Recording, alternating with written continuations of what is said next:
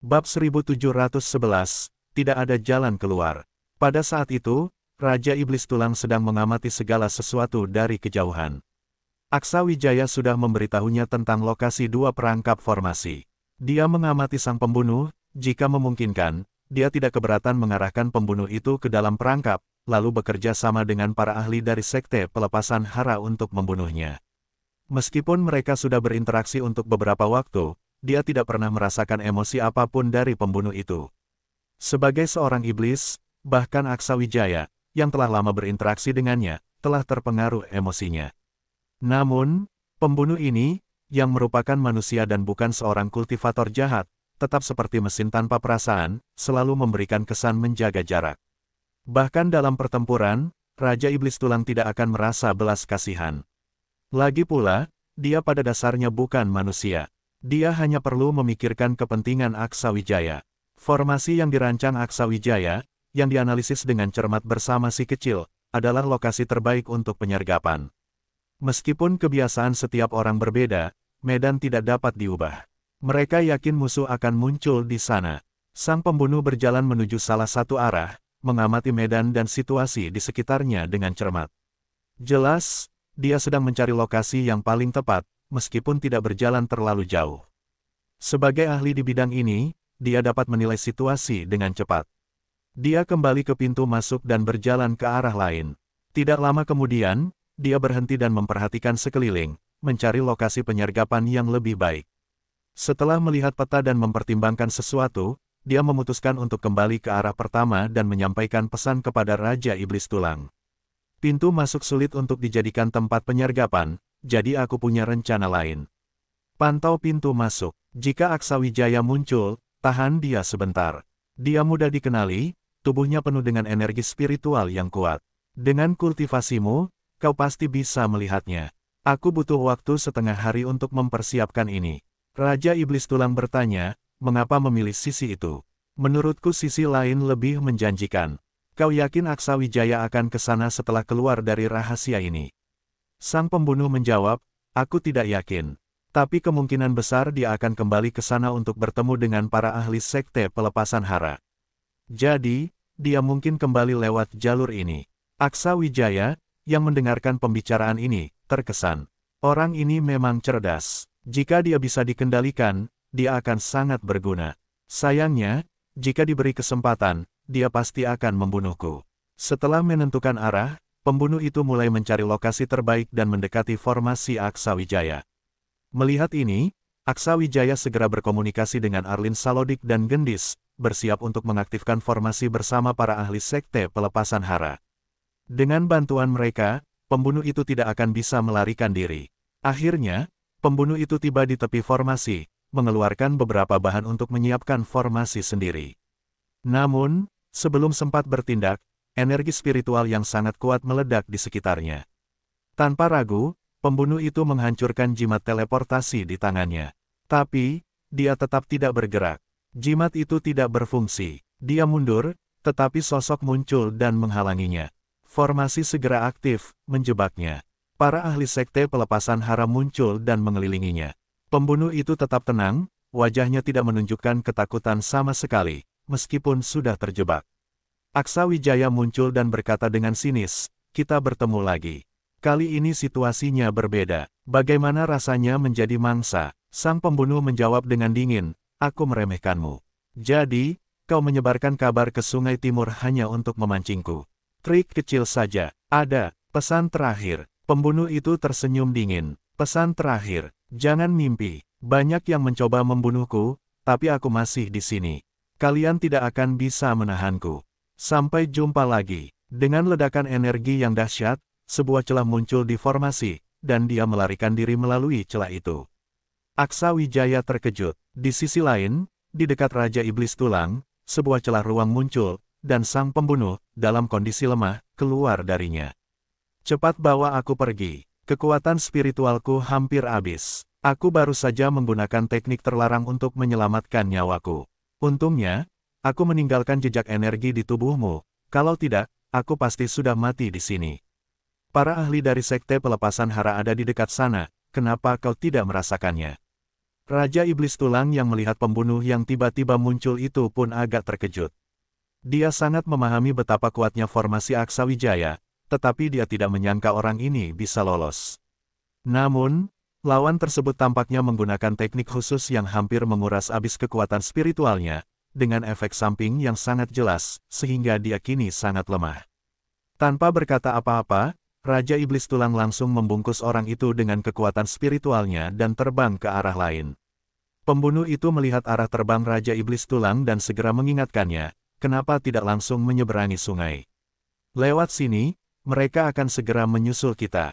Menyeberangi sungai hanya akan membuat mereka melihat kita, kan? Aku bukan tandingan mereka. Lewat jalan lain lebih baik. Setelah kita sampai di lembah 100 kejahatan, kau harus membantuku berbicara baik-baik.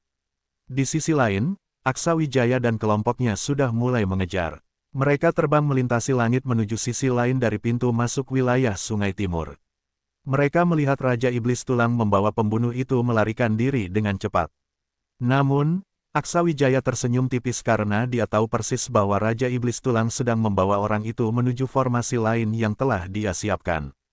Meskipun pembunuh itu menggunakan teknik menyelamatkan nyawa yang mengejutkan sehingga bisa lolos dari formasi pertamanya, berdasarkan informasi yang diberikan Raja Iblis Tulang, pembunuh itu sudah kehabisan tenaga.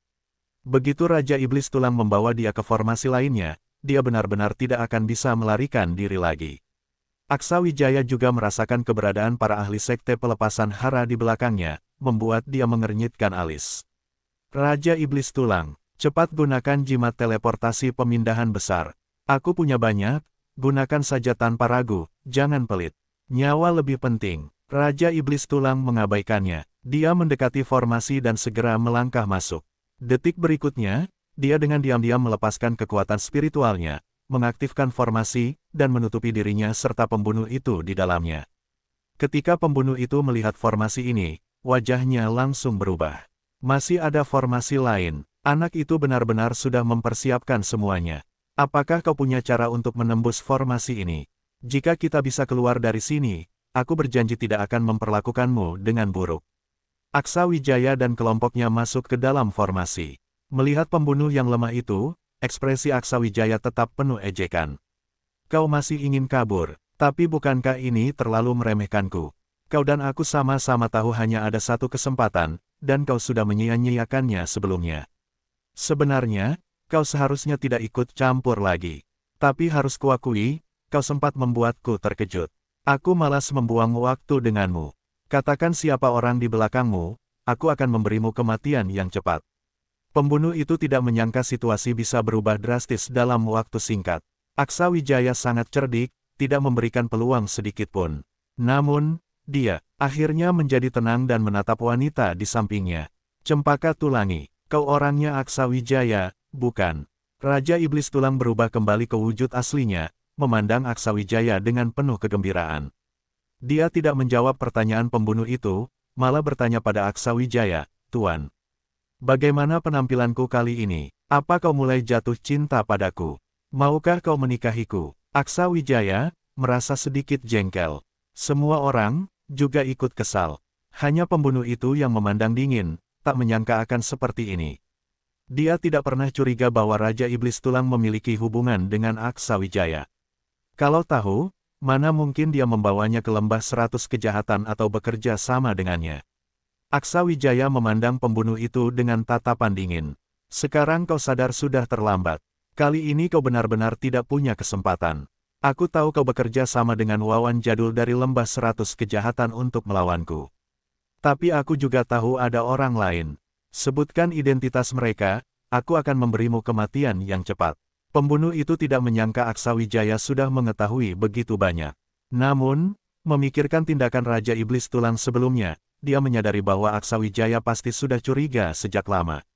Dia terdiam sejenak, menghela napas panjang, seperti telah membuat keputusan besar.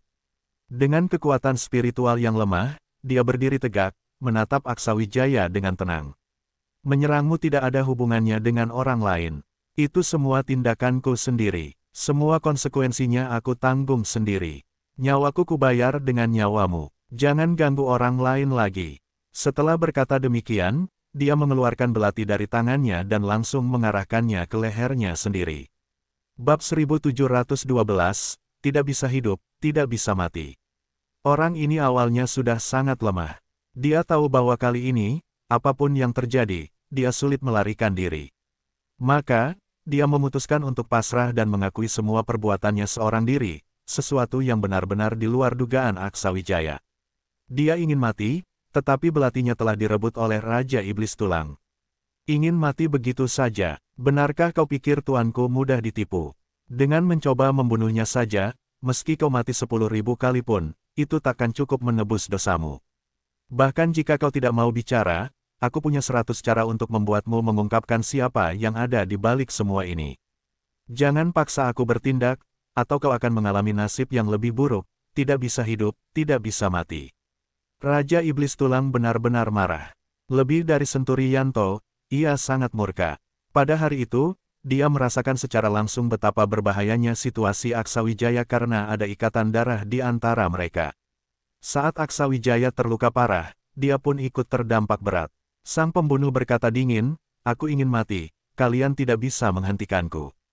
Jika misi seorang pembunuh gagal, hanya kematian yang menunggu. Membunuhmu hanyalah tugasku, ini tidak ada hubungannya dengan orang lain." Baru saja kata-katanya selesai, wajahnya berubah menjadi hitam kebiruan, tanda-tanda keracunan mulai terlihat. Napasnya melemah, dan tanda-tanda kehidupan perlahan-lahan menghilang. Jelas, dia sudah memutuskan untuk mati. Senturi Yanto dan yang lainnya mencoba menghentikannya, tetapi sudah terlambat. Racun kuat dari kantung di mulutnya telah bekerja. Melihat situasi itu, Raja Iblis Tulang segera berkata kepada yang lain, "Fokuskan kesadaran kalian ke dalam kesadaranku. Selama laut kesadarannya belum lenyap, aku akan menggunakan teknik rahasia untuk menyelidiki ingatannya. Kita harus mengetahui siapa yang berada di belakangnya." Saat yang lain bersiap untuk mengikuti perintah Raja Iblis Tulang, Aksawijaya mengangkat tangannya dan berkata, "Tidak perlu. Ingin bunuh diri di depan mataku. Sudahkah kau mendapat izin dariku?" Semuanya minggir, baringkan dia di lantai. Dengan rasa bingung, mereka menatap Aksawijaya. Ia mengeluarkan sebuah pil berkualitas tinggi, lalu memberikannya kepada sang pembunuh. Sebuah jarum perak muncul di tangannya, yang kemudian ditusukkan ke tenggorokan pembunuh itu. Aksawijaya menggunakan teknik alkimianya untuk menekan racun agar tidak menyebar, sambil memancarkan energi napas alam untuk memulihkan kekuatan hidup sang pembunuh.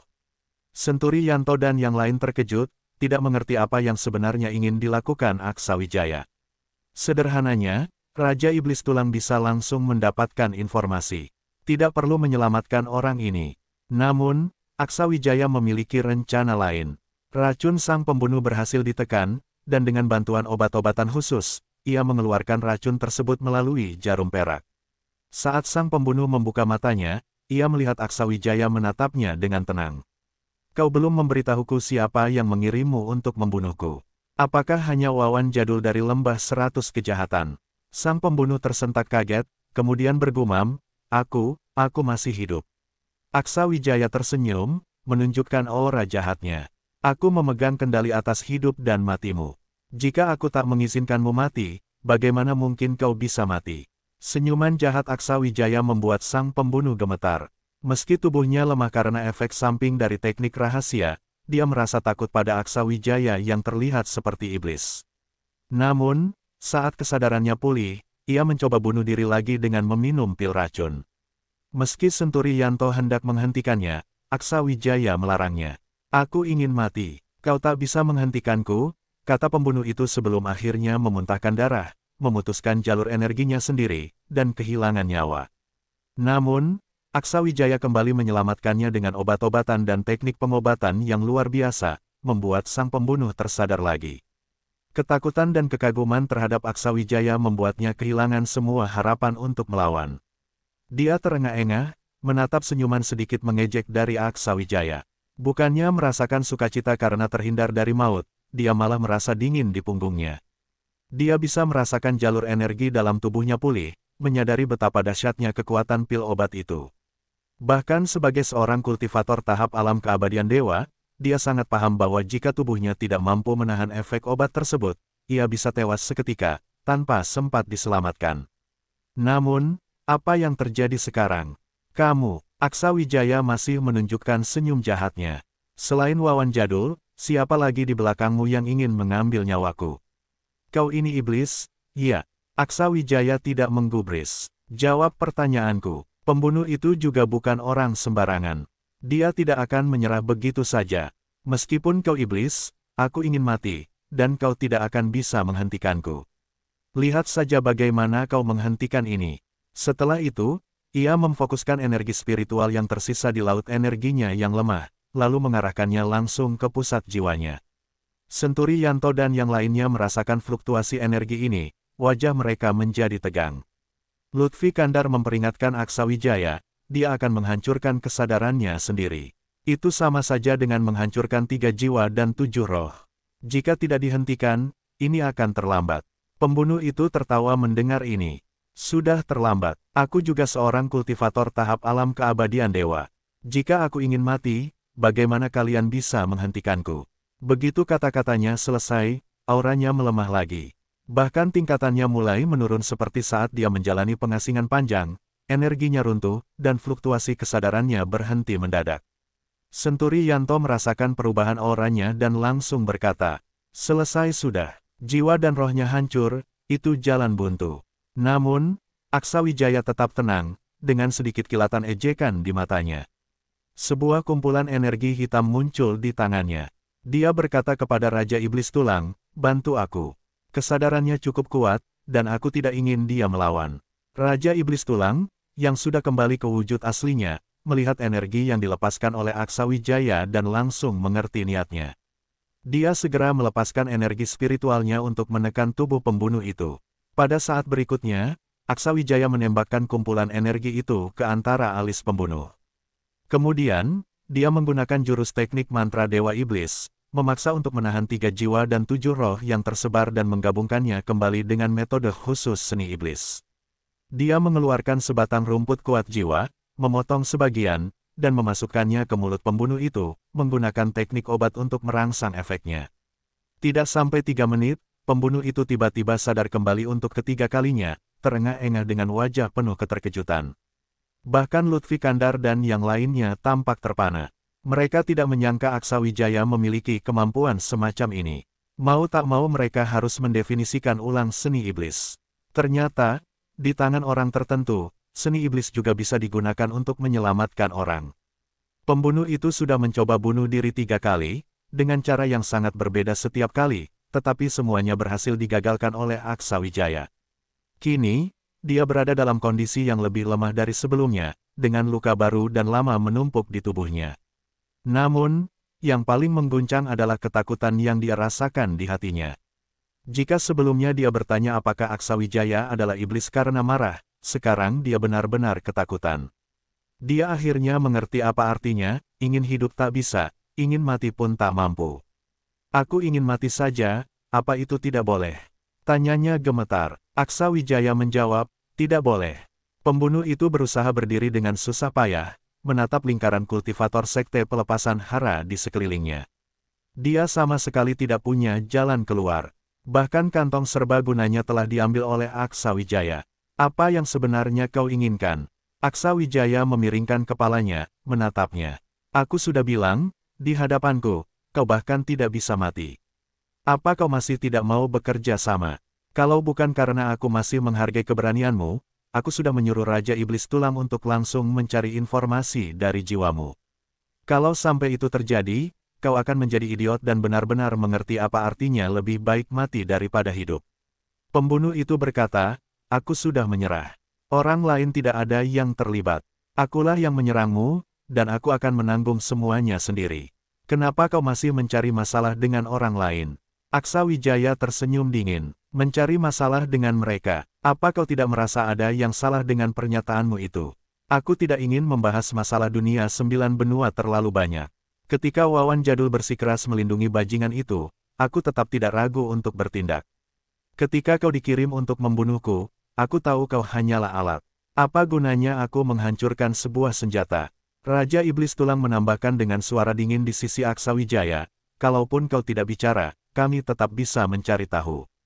Dan pada saat itu, mungkin penyelesaiannya tidak akan semudah ini. Lembah 100 kejahatan memang tidak lemah, tapi kalau aku marah, aku bisa membuat tempat itu jadi lautan darah.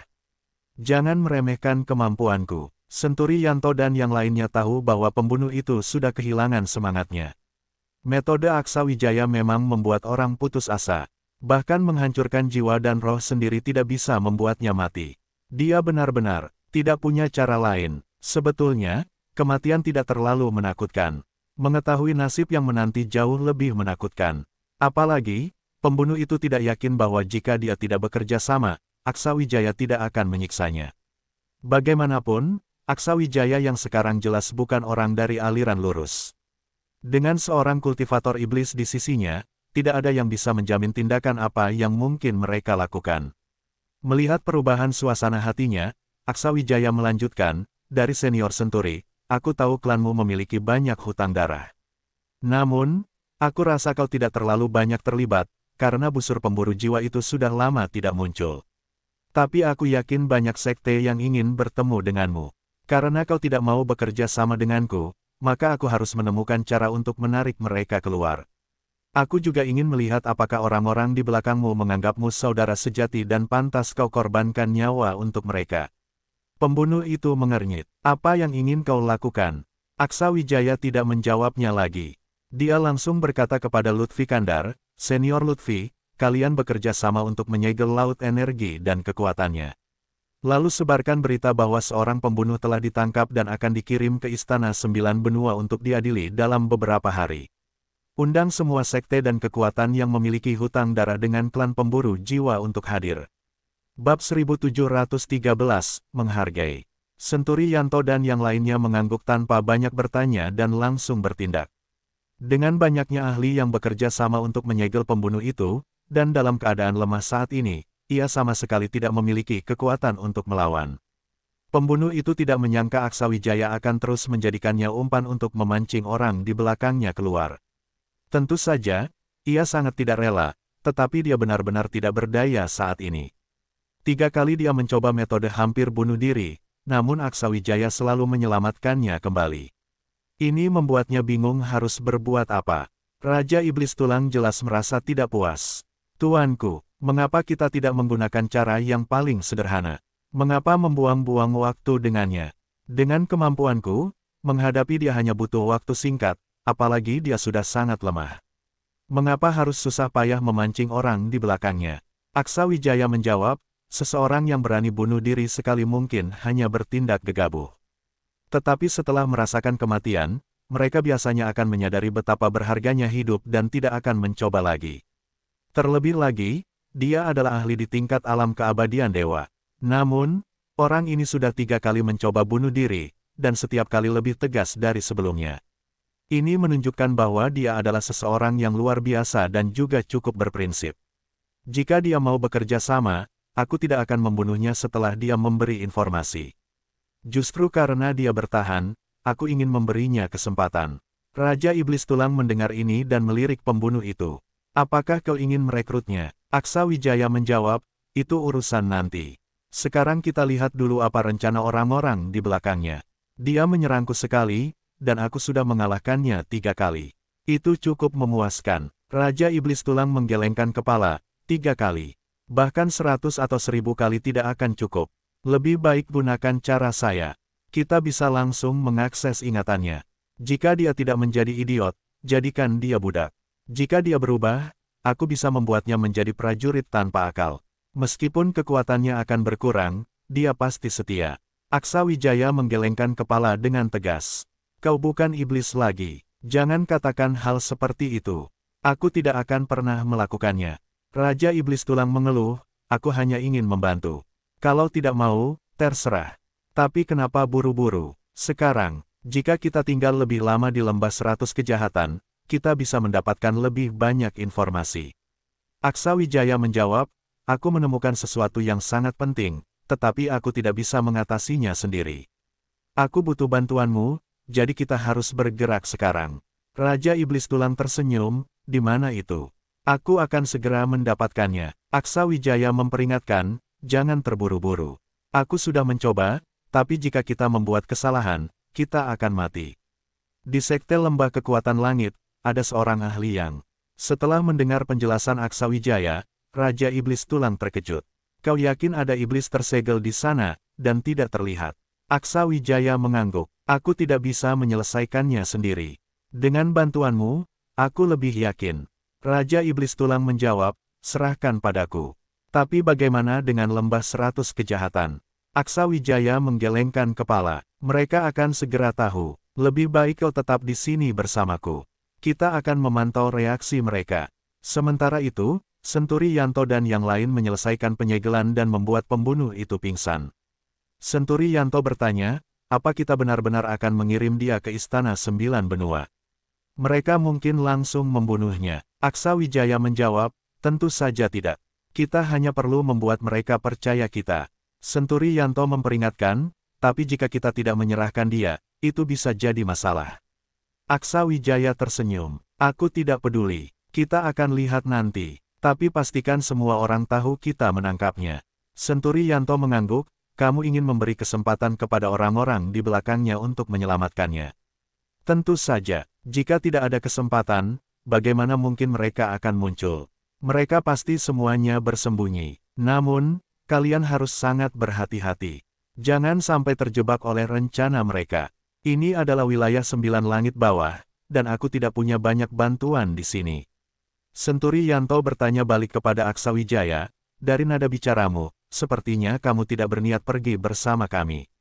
Aksawijaya mengangguk, aku masih harus pergi ke Sekte Lembah Kekuatan Langit dulu dan tinggal di sana untuk sementara waktu. Kalian berangkat lebih dulu. Setelah urusanku selesai, aku akan mengejar secepat mungkin. Kalian harus memastikan orang ini tidak mengalami masalah. Dia cukup menarik. Mendengar hal itu, Senturi Yanto pun tidak bisa menahan diri untuk mengangguk. Memang menarik, seseorang yang berani bunuh diri beberapa kali berturut-turut. Sulit untuk tidak merasa kagum. Aksawijaya tersenyum, dia kupercayakan kepada kalian. Aku dan Raja Iblis Tulang akan pergi ke Sekte Lembah Kekuatan Langit. Kalian hati-hati di perjalanan. Senturi Yanto tersenyum, kamu bisa sepenuhnya percaya. Serahkan saja pada kami. Lagi pula, kali ini banyak anggota Sekte Pelepasan Hara yang bergerak bersama. Bahkan jika ada yang ingin melawan kami, mereka harus berpikir 2 kali. Setelah itu, ia tiba-tiba teringat sesuatu dan mengingatkan Aksawijaya, di wilayah Sungai Timur ini ada warisan spiritual. Cara mendapatkannya tidak terlalu sulit. Kamu bisa mengambilnya. Dengan kekuatanmu saat ini, itu tidak akan terlalu membebani. Aksawijaya mengangguk, lalu menghentikan formasi, mengambil beberapa bahan yang masih bisa digunakan kembali dari formasi itu, dan pergi bersama kelompok Senturi Yanto, membawa pembunuh yang telah mereka tangkap. Raja Iblis Tulang melihat apa yang dilakukan Aksawijaya dan tersenyum sambil menutup mulutnya. Aku benar-benar tidak menyangka, Tuan sekarang jadi begitu hemat. Untuk menangkap orang itu, aku sudah mengeluarkan biaya besar. Bahan-bahan ini bisa ditukar dengan harta roh tingkat raja. Banyak yang sulit ditemukan, jadi harus disimpan. Kamu juga sudah sangat sibuk belakangan ini. Masuklah ke dalam ruang spiritual Gua Langit untuk istirahat. Aku akan memanggilmu lagi setelah kita tiba di Sekte Lembah Kekuatan Langit. Raja Iblis Tulang mengangguk, lalu masuk ke ruang spiritual Gua Langit atas perintah Aksawijaya. Aksawijaya segera tiba di lokasi formasi lainnya, mengumpulkan bahan-bahan dari formasi tersebut, lalu melihat ke arah wilayah Sungai Timur. Ia mendapati banyak orang memperhatikannya. Sebelumnya, kelompok mereka melintasi 2 formasi dengan kecepatan luar biasa. Namun, aura dari para master alam keabadian dewa yang berkumpul begitu mengejutkan sehingga menarik perhatian banyak orang di tempat itu. Setelah para master pergi, Aksawijaya tanpa diragukan lagi menjadi pusat perhatian. Meski ragu sejenak, ia akhirnya berbalik menuju Sekte Lembah Kekuatan Langit untuk menyelesaikan urusan dengan gulungan sisa teknik Dewa Kuno, kemudian kembali untuk memeriksa apakah warisan spiritual yang disebutkan oleh Senturi Yanto benar-benar istimewa. Perjalanan Aksawijaya berjalan lancar. Pembunuh itu sangat waspada dan memiliki kemampuan luar biasa, tetapi Aksawijaya tetap berhasil mendahuluinya. Tentu saja, sebagian besar keberhasilan itu berkat Raja Iblis Tulang. Tanpa bantuannya, menangkap orang itu akan sangat sulit, bahkan hampir mustahil, karena teknik rahasia khusus pembunuh itu bahkan tidak bisa terperangkap oleh formasi Aksawijaya. Aksawijaya sendiri merasa tergoda untuk mempelajari teknik itu. Bagaimanapun, Metode penyelamatan diri seperti ini sangat langka dan tak ada salahnya memiliki lebih banyak kemampuan seperti itu. Namun, sekarang bukan waktu yang tepat untuk membahasnya. Ia harus segera menuju Sekte Lembah Kekuatan Langit, karena ia sangat menginginkan teknik ilahi tersebut. Dalam 2 hari, Aksawijaya sudah sampai di kota luar Sekte Lembah Kekuatan Langit. Berkat token Syahrial Lalundu, ia dapat bergerak bebas di sana. Bahkan, ia langsung diizinkan masuk ke kota dalam tanpa hambatan, karena pihak tinggi sudah memberikan instruksi sebelumnya. Tak lama, kepala sekte muncul di hadapannya. Jelas, ia merasakan aura token Aksawijaya dan telah menunggu beberapa hari sejak tahu Aksawijaya kembali. Lagi pula, Aksawijaya bisa membantu orang tua itu mengatasi masalah segel, yang sangat dinanti oleh pihak sekte. Orang tua itu adalah salah satu ahli utama di Sekte Lembah Kekuatan Langit. Aksawijaya, tidak kusangka kamu kembali secepat ini. Ketika anggota Sekte Pelepasan Hara meninggalkan kota luar, kupikir kamu tidak akan kembali dalam waktu dekat. Aksawijaya tersenyum, kami hanya menyempatkan diri menangkap orang yang memiliki busur pemburu jiwa. Aku harus membalas serangannya sebelumnya. Selain itu, aku ingin tahu siapa saja orang di belakangnya yang mencoba melawanku. Kepala sekte terlihat terkejut dan bertanya, busur pemburu jiwa. Apakah yang menyerangmu di luar Sekte Bulan Merah sebelumnya adalah keturunan pemilik panah itu? Apakah dia keturunan atau bukan, aku tidak tahu. Tapi sebagian besar kemampuannya serupa, hanya saja dia tidak memiliki senjata itu. Kekuatannya sangat hebat, tetapi kali ini kami berhasil menangkapnya. Aku meminta para sesepuh Sekte Pelepasan Hara untuk membawanya ke Istana 9 Benua. Kita lihat bagaimana mereka akan menangani dia. Aksawijaya sengaja memberitahu kepala sekte berita ini, berharap untuk melihat reaksi pihak luar terhadap kabar tersebut.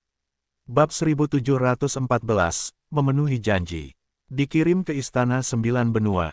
Sepertinya sobat kecil Aksawijaya sudah tahu sedikit tentang orang itu. Memang, Istana 9 Benua memiliki dendam mendalam terhadap generasi pertama pengikut busur pemburu jiwa. Namun, bukan hanya Istana 9 Benua, banyak sekte besar lainnya juga kehilangan para ahli mereka yang terbunuh oleh orang itu. Konon, ada rahasia besar yang tersembunyi di balik garis keturunan pengikut busur pemburu jiwa ini. Jika kabar ini menyebar, dunia 9 langit bawah pasti akan gempar. Kata-kata ini mengejutkan Aksawijaya, ia tidak menyangka akan mendapatkan informasi tak terduga. Rahasia, tanyanya. Ketua sekte mengangguk. Itu hanya sebuah legenda. Dikatakan bahwa garis keturunan ini sudah ada sejak zaman 9 Benua dan merupakan kelompok yang sepenuhnya berada di jalur kebenaran, bukan pembunuh. Dahulu, yang turun ke dunia 9 langit bawah hanyalah seorang murid dari garis keturunan ini. Namun, identitas sekte atau ahli yang dimaksud sudah tidak jelas lagi. Mereka diduga menguasai warisan yang sangat kuat, yang seharusnya masih ada di 9 Benua.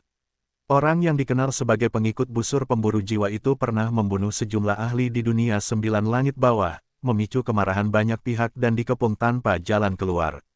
Orang-orang mengira bahwa warisan mereka telah terputus seiring dengan kematian orang tersebut. Tapi siapa sangka, ternyata garis keturunan itu masih ada. Jika kabar ini tersebar, banyak pihak pasti akan tertarik. Setelah mendengar ini, Aksawijaya tenggelam dalam pikirannya.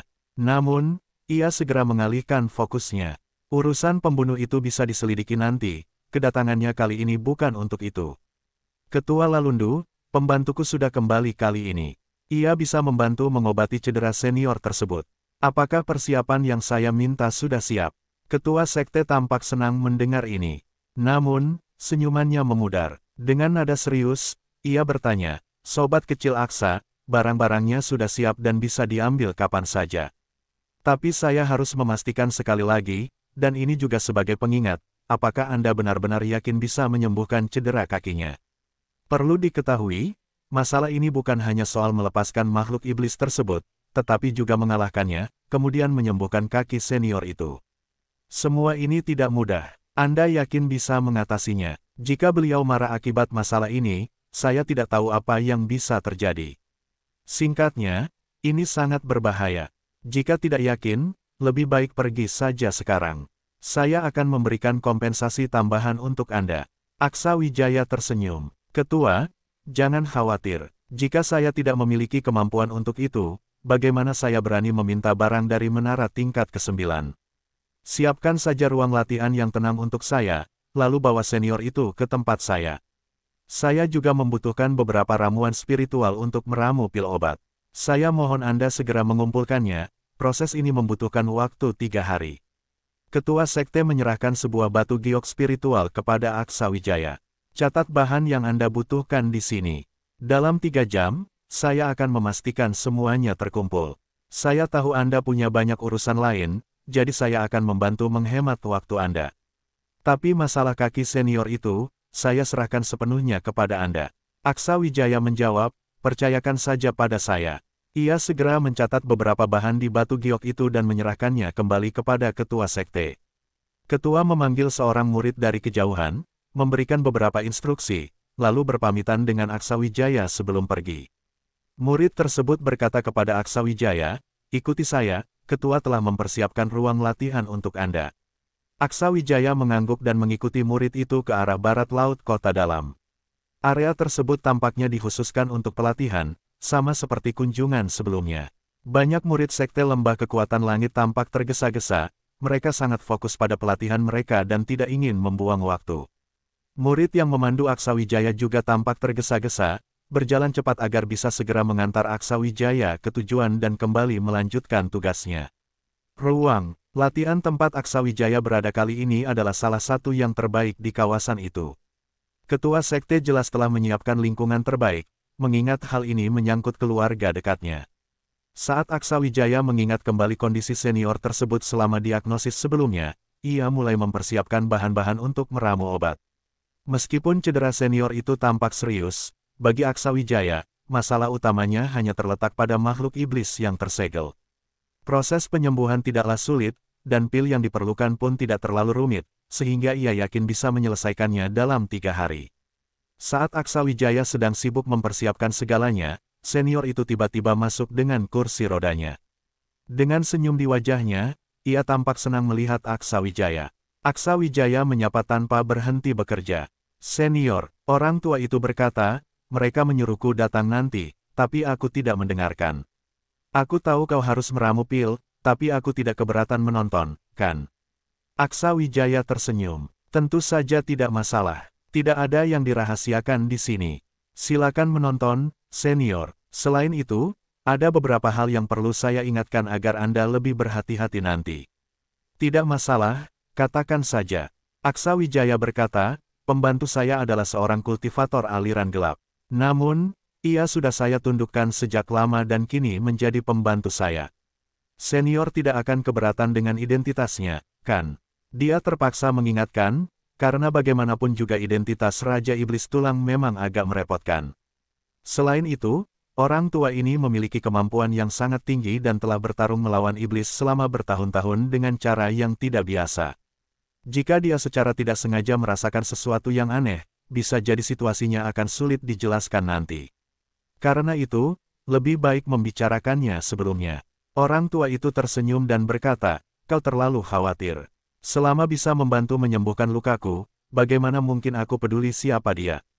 Tenang saja, tak peduli siapa dia, demi dirimu, aku akan menjaga rahasia ini. Aksa Wijaya mengangguk, lalu mengingatkan beberapa hal lainnya, seperti situasi yang mungkin terjadi selama pengobatan. Meski ada banyak kemungkinan, secara keseluruhan masih bisa dikendalikan, sehingga tidak perlu terlalu dikhawatirkan. Orang tua itu menyetujui semuanya, dan sikapnya terlihat sangat tulus. Jelas sekali bahwa dia sudah sangat terobsesi dengan keinginannya untuk menyembuhkan kakinya. Hal ini menunjukkan betapa besar harapannya untuk sembuh. Kemudian, Aksa Wijaya memanggil Raja Iblis Tulang. Begitu Raja Iblis Tulang muncul, dia langsung merasakan aura orang tua itu. Wajahnya seketika menunjukkan keterkejutan, dan dia menatap orang tua itu dengan penuh kewaspadaan. Aksa Wijaya langsung berkata, Raja Iblis Tulang, inilah Tuan Sabrin Lalundu dari Sekte Lembah Kekuatan Langit, dan kali ini kita akan membantunya menyembuhkan luka-lukanya. Kau bisa berbicara dengannya sebentar, lalu rasakan baik-baik aura iblis yang tersegel itu. Dengan begitu, kau bisa mempersiapkan diri saat bekerja sama denganku nanti. Raja Iblis Tulang mengangguk, lalu mendekati orang tua itu. Aksa Wijaya sebelumnya telah menjelaskan kondisi orang tua tersebut kepadanya, dan dia pun merasa tertarik pada keberadaan iblis itu. Orang tua itu tidak menolak, dan membiarkan Raja Iblis Tulang merasakan auranya. Begitu Raja Iblis Tulang menyentuh auranya, dia langsung merasakan kekuatan besar yang masih sangat aktif. Namun, saat kekuatan Raja Iblis Tulang menyentuh aura iblis tersebut, aura iblis itu seolah ingin melahap kekuatan Raja Iblis Tulang. Tetapi begitu terjadi kontak, aura iblis itu segera mundur seolah merasakan sesuatu yang membuatnya gentar. Orang tua itu mengangkat alisnya dengan ekspresi terkejut, jelas tidak menyangka bahwa aura iblis itu sepenuhnya ditekan. Raja Iblis Tulang tetap tenang dan terus mencari keberadaan iblis yang tersegel.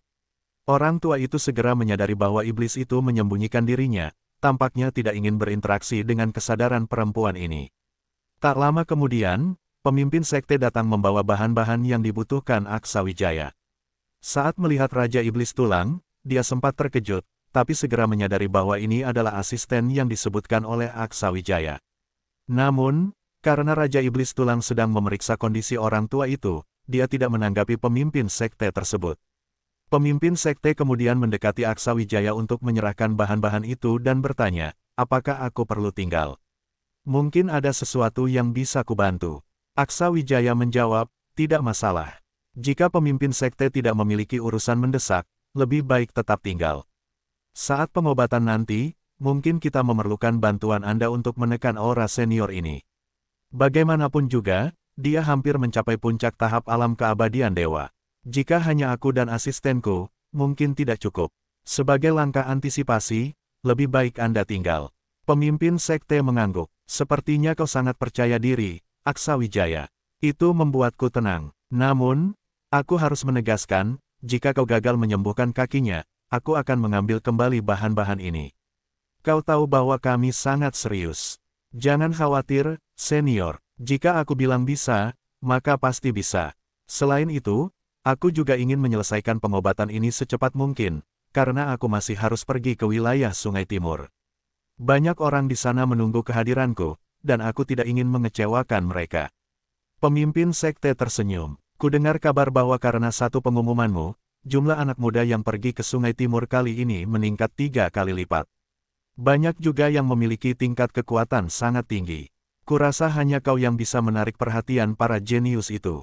Aku ke sana demi warisan, bukan untuk para jenius itu. Aku tidak menganggap mereka sebagai ancaman, jawab Aksawijaya dengan penuh percaya diri. Dengan itu, Aksawijaya mulai meramu pil obat. Meskipun dia tidak menggunakan tungku abadi semesta karena terlalu sensitif, aura dan keahliannya saat meramu pil tetap membuat semua orang terkesan. Setiap langkahnya dilakukan dengan sempurna, memperlihatkan kemampuannya sebagai seorang ahli, meskipun dia masih muda. Bab 1715, Alam Jiwa. Dalam waktu kurang dari 3 jam, pil obat telah selesai dibuat. Total ada 5 butir, tetapi kualitasnya hanya setingkat kelas bumi.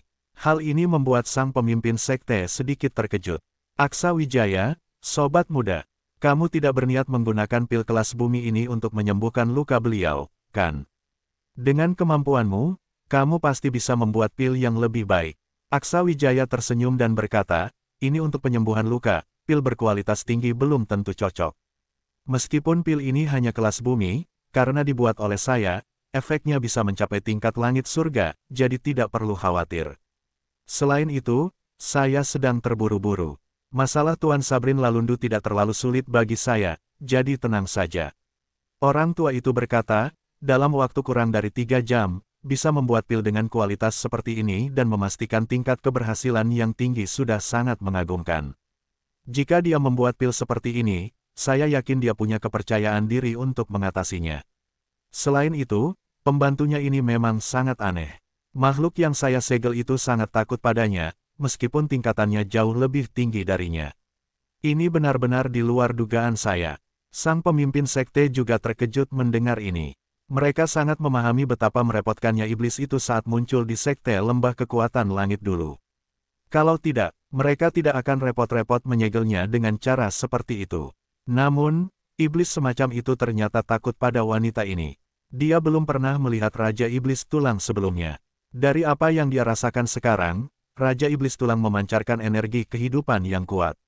Berdasarkan pengetahuan mereka, energi seperti itu akan menarik perhatian iblis untuk melahapnya. Tingkatannya jauh di bawahnya, dan tidak sebanding dengan iblis itu. Dia benar-benar tidak mengerti bagaimana wanita ini bisa membuat iblis itu takut.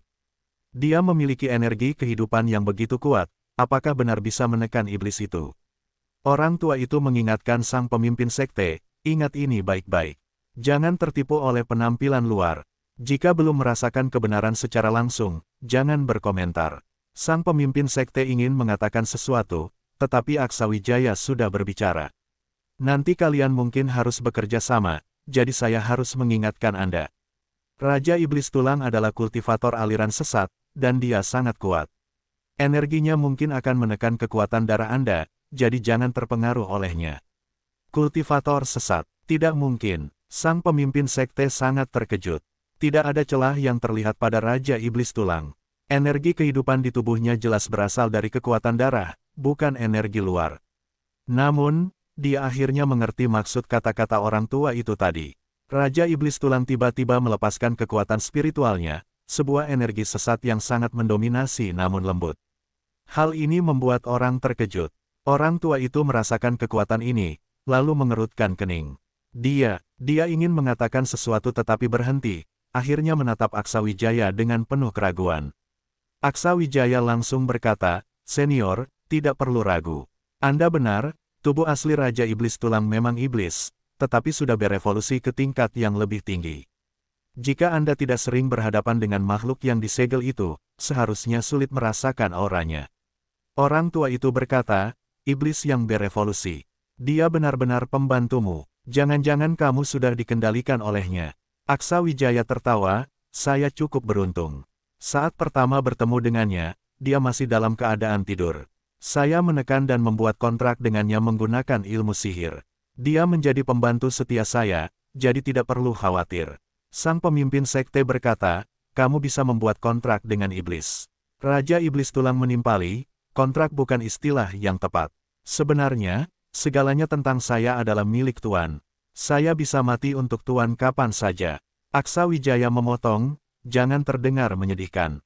Saya tidak membatasi kamu seketat itu." Orang tua itu terkejut, tidak bisa membayangkan teknik apa yang digunakan Aksawijaya. Tapi alasan iblis yang dia segel takut pada Raja Iblis Tulang pasti karena perbedaan kekuatan darah yang disebutkan Aksawijaya tadi. Fakta bahwa iblis bisa berevolusi adalah sesuatu yang baru bagi mereka.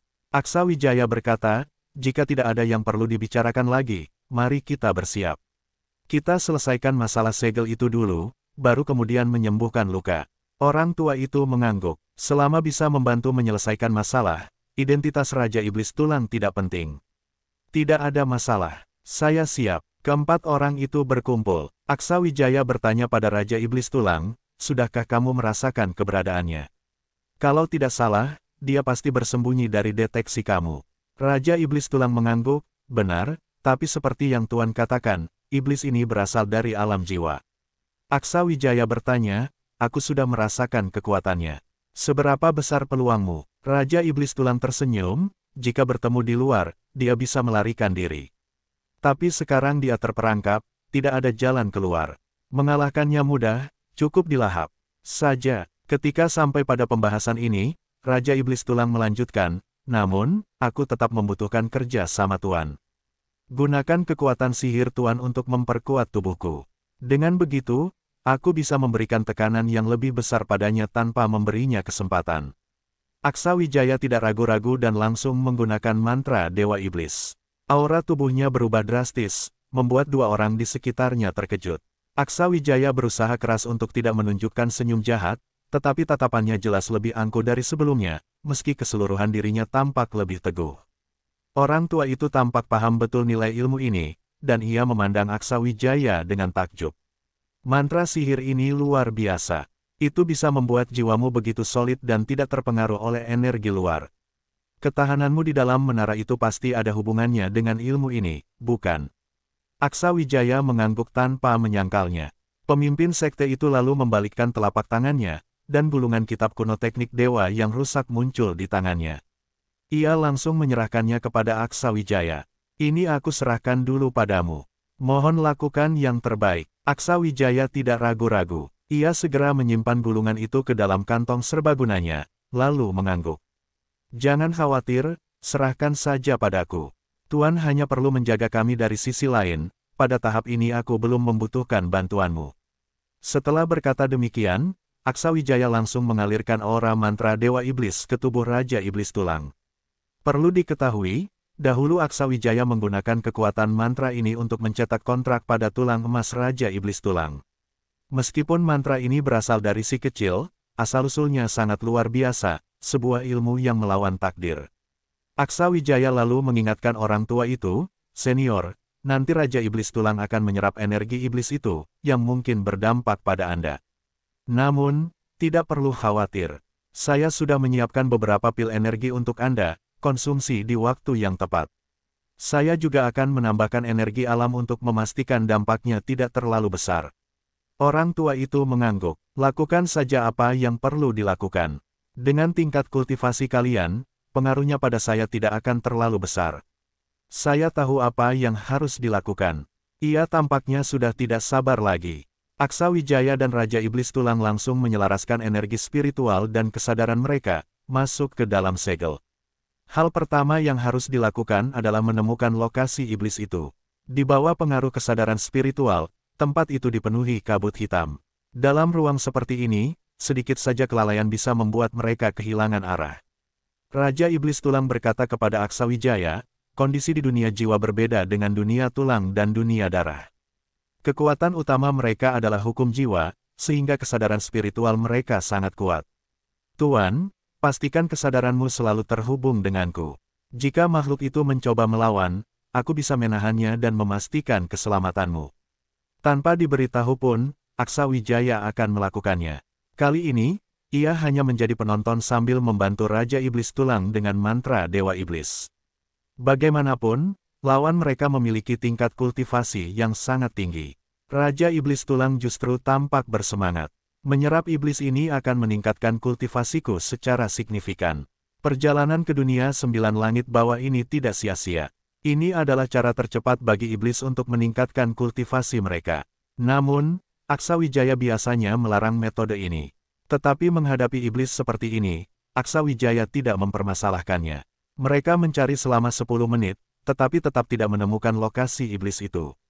Aksawijaya bertanya dengan curiga, "Segel ini tidak mungkin sebesar ini, bukan? Apakah kita sudah terpengaruh?" "Belum." Selesai ia bicara, tiba-tiba mereka melihat kilatan cahaya emas yang melintas di depan mereka dan menghilang dalam sekejap. Keduanya terkejut, dan bisa merasakan perubahan emosi satu sama lain. Aksawijaya tiba-tiba menyadari sesuatu dan berkata, "Apakah itu anggota keluarga kerajaan dunia jiwa yang legendaris?" Raja Iblis Tulang tidak perlu menjawab, karena Aksawijaya sudah merasakan kegembiraan luar biasa di hati Raja Iblis Tulang. Ini mengonfirmasi dugaannya. Tidak disangka kita begitu beruntung, bertemu dengan darah yang paling diinginkan. Namun, Aksawijaya jauh lebih tenang dan segera mengingatkan, "Tenang dulu.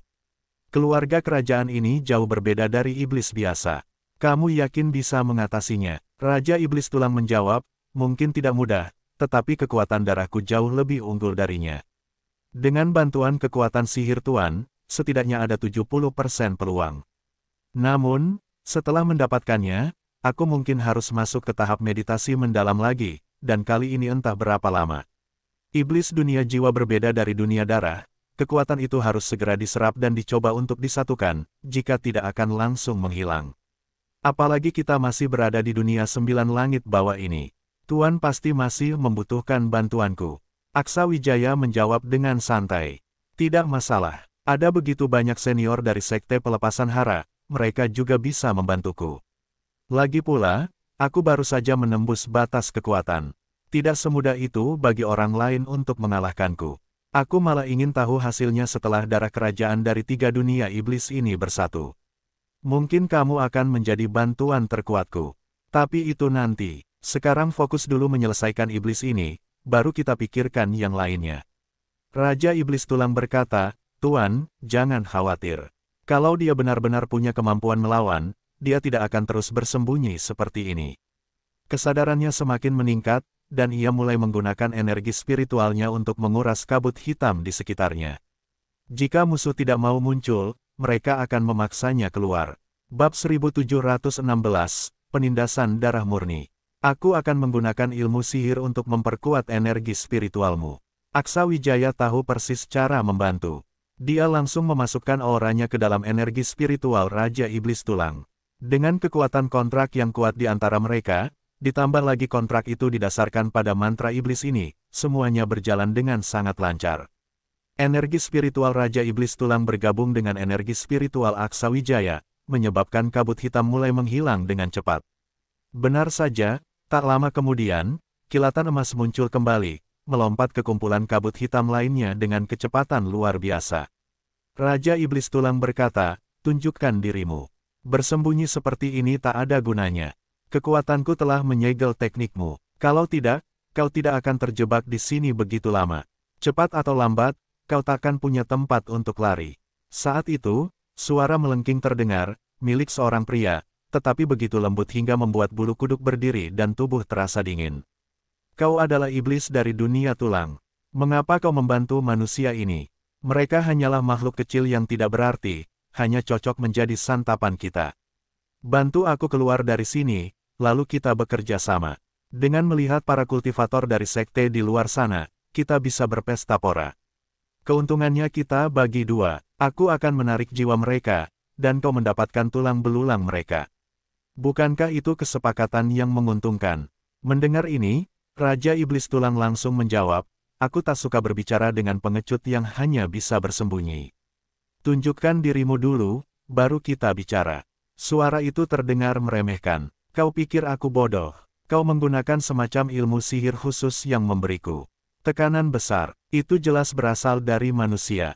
Dalam kondisiku yang lemah sekarang, jika aku muncul, manusia itu pasti akan membantumu melahapku.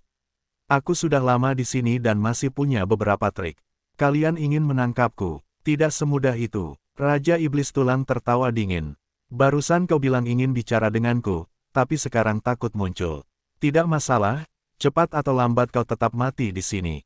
Aku tidak akan memberimu kesempatan." Setelah itu, Raja Iblis Tulang melepaskan kekuatan darahnya dengan lebih dahsyat. Energi spiritual yang membanjiri segel itu menggandakan kecepatan pengurangan kabut hitam. Makhluk iblis itu, merasakan tekanan dari kekuatan darahnya, berteriak kaget, "Kau, ini gila.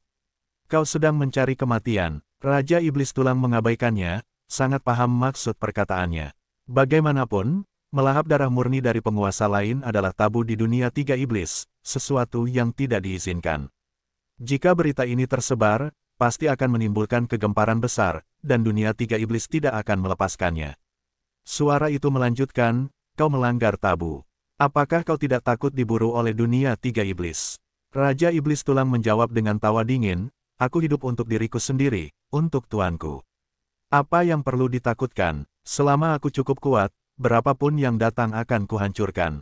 Dengan melahap darahmu, aku akan menggabungkan darah murni dari tiga dunia dan mungkin bisa menjadi manusia, melepaskan diri dari status iblis.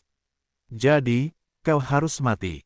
Makhluk itu tampak terkejut dan tidak percaya mendengar ini.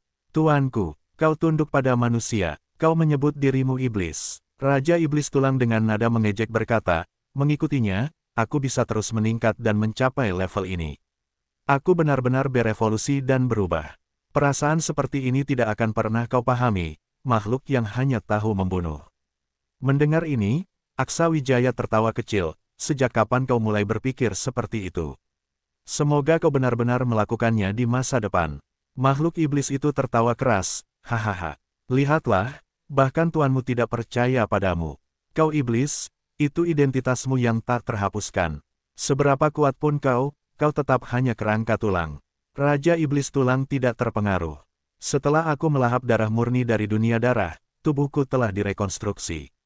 Aku sekarang memiliki jaringan dan darah, dan potensiku meningkat berkali-kali lipat. Kau masih berani menyebutku hanya keturunan kuno.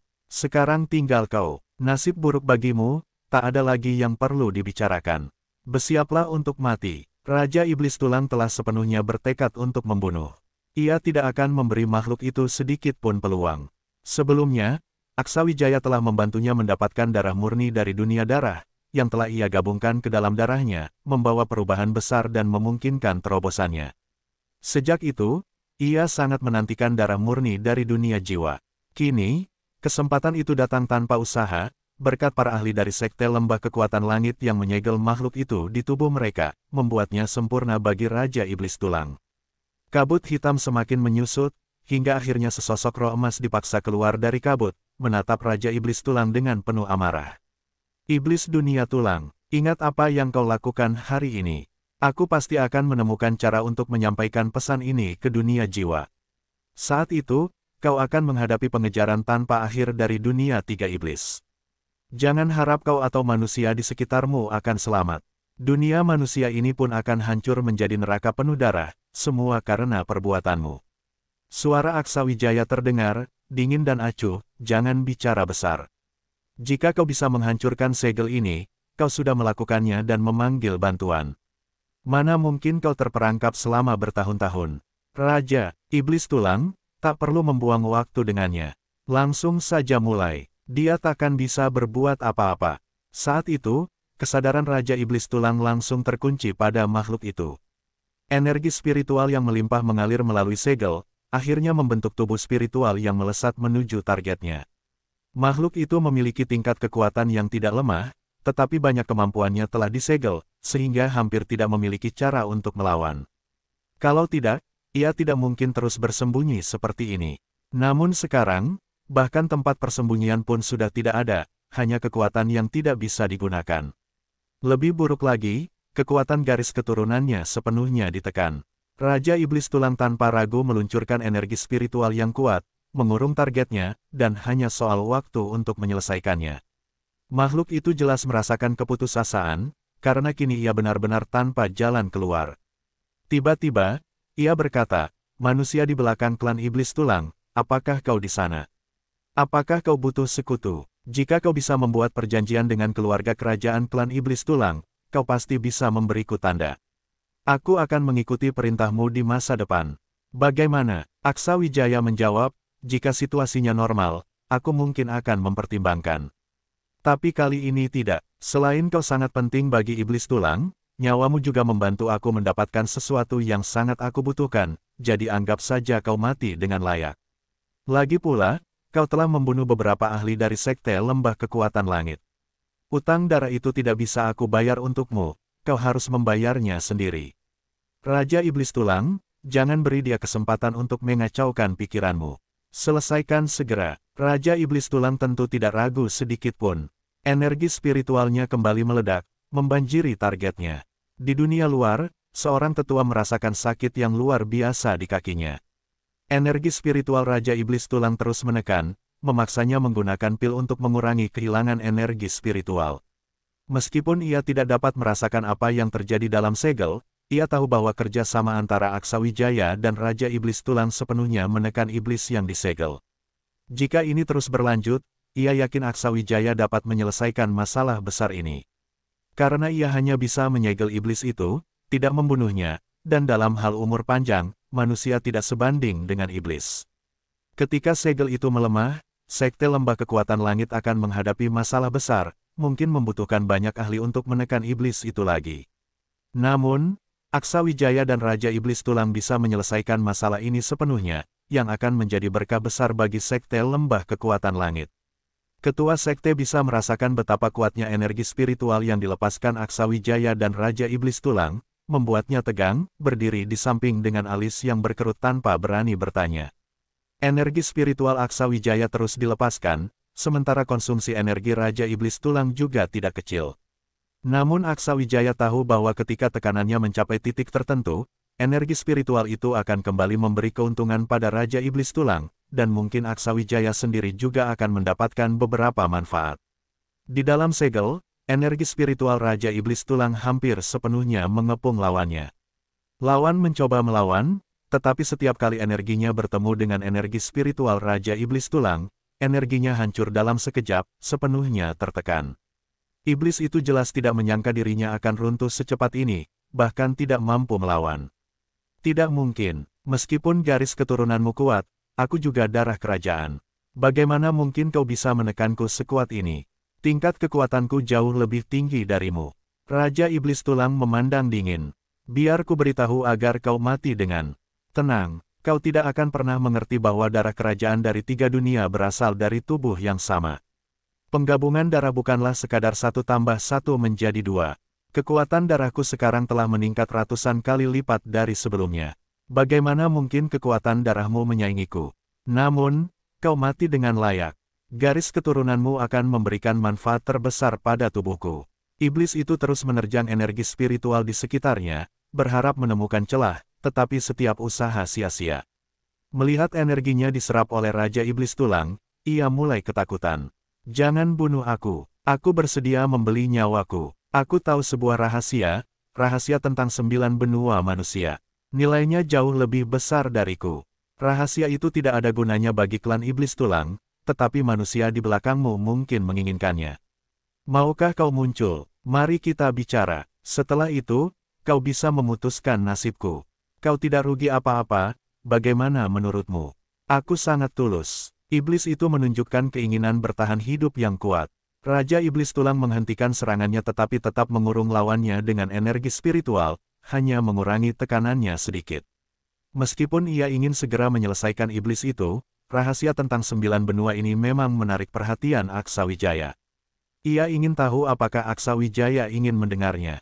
Aksawijaya ragu sejenak sebelum mengirimkan kesadaran spiritualnya, menciptakan tubuh spiritual dalam segel itu. Ia langsung berkata, bicaralah dulu, lalu kita diskusikan yang lain. Aku tidak punya banyak kesabaran, jadi jelaskan secepatnya. Aku beri waktu 30 detik. Kesempatan seperti ini jelas tidak akan dilewatkan oleh Aksawijaya. Ia sangat paham betapa berharganya rahasia kuno tersebut. Iblis itu jelas tidak menyangka Aksawijaya begitu mudah. Senyuman ramah muncul di wajahnya, dan aura yang ia pancarkan tampak berubah, seperti seorang tetangga yang ramah. Namun, sebelum ia sempat berbicara, Aksawijaya dengan dingin berkata, kau punya waktu 20 detik lagi. Jangan coba-coba menggunakan trik pengendalian pikiran. Aku tahu apa wujud aslimu, itu tidak akan memengaruhiku. Iblis itu berbicara dengan suara pelan, dekatkan dirimu, aku akan memberitahumu semuanya. Tapi di tempat ini banyak yang bisa mendengar. Kau tidak ingin orang luar tahu, bukan? Setelah aku memberitahumu, aku mohon agar kau melepaskanku. Nada bicaranya sangat ramah dan magnetis, membuat siapapun secara naluriah merasa nyaman. Penampilan ini sangat berbeda dari sebelumnya. Bab 1717, Kemajuan kedua pihak. Suku ini memang menggunakan metode seperti ini untuk menghadapi musuh. Orang yang tidak memiliki keteguhan hati sangat mudah terpengaruh oleh aura dan teknik mereka. Orang ini masih melakukan hal seperti ini, jelas tidak ada niat baik. Setelah menggunakan mantra Dewa Iblis, Aksawijaya tetap sangat sadar dan waspada. Dia memang penasaran tentang apa yang diketahui pihak lawan, tetapi nyawanya adalah yang utama. Orang di depannya ini jelas tidak punya niat baik. Raja Iblis Tulang berbisik kepada Aksawijaya, Tuan, dia sedang memanfaatkan kesadarannya untuk mempengaruhi kamu, hati-hati. Aksawijaya berjalan mendekat ke arah orang tersebut dengan ekspresi dingin, tidak menunjukkan terlalu banyak minat. Sebenarnya dia hanya ingin melihat apakah orang ini benar-benar tahu sesuatu, karena menyelesaikannya lebih cepat atau lambat tidak akan merugikan dirinya. Raja Iblis Tulang sudah sepenuhnya menekan orang itu, dan iblis yang tidak bisa menggunakan kekuatannya kini benar-benar tidak bisa keluar dari keadaan sulit. Kamu masih punya 10 detik. Aksawijaya mengingatkan sambil mendekat. Namun iblis itu tidak terburu-buru, tetap menunggu Aksawijaya untuk terus mendekat. Dari tatapan ramahnya, Aksawijaya merasakan sedikit dinginnya, dan pada saat berikutnya, serangan jiwa yang kuat meledak, langsung menyerang Aksawijaya. Ternyata orang ini memang tidak berniat baik. Tidak hanya itu, ia melepaskan aura iblisnya untuk segera mempengaruhi jiwa Aksawijaya, berharap bisa menghancurkan jiwa Aksawijaya, tuannya Raja Iblis Tulang. Jika dia mati, Raja Iblis Tulang akan ikut mati, dan dia akan selamat. Namun, dengan dukungan kekuatan spiritual Raja Iblis Tulang, sebagian besar dampak serangan itu ditahan, karena sudah ada persiapan sebelumnya. Aksawijaya hanya mundur satu langkah dan berdiri tegak. Bahkan tanpa bantuan Aksawijaya, serangan ini tidak akan mematikan. Ketahanan dan kekuatan kesadarannya kini sangat tangguh. Ketika membangkitkan astuti sendara, ia juga memperoleh kemajuan besar. Iblis ini terlalu meremehkan dirinya. Raja Iblis Tulang sangat marah, kekuatan spiritualnya meledak dan dengan liar menyerap kekuatan spiritual lawan. Berani menyerang tuanku, kamu harus mati 100 kali. Iblis itu menatap Raja Iblis Tulang dengan tatapan buas. Klan Iblis Tulang, bahkan jika aku mati, aku tidak akan membiarkanmu lolos. Aku akan mengutukmu dengan kutukan leluhur, kutukan yang membuatmu tidak bisa melepaskan diri dari takdirmu, kutukan yang akan membuatmu diburu oleh 3 dunia iblis, dan semua kehidupan di sekitarmu akan mati. Tatapannya gila, namun Raja Iblis Tulang hanya memandangnya dengan dingin, tatapannya penuh penghinaan. Sementara itu, Aksawijaya langsung menarik kesadarannya keluar dari segel, tetapi kekuatan spiritual mantra Dewa Iblis tetap mendukung Raja Iblis Tulang. Sisanya tidak memerlukan bantuannya, karena Raja Iblis Tulang bisa menanganinya sendiri.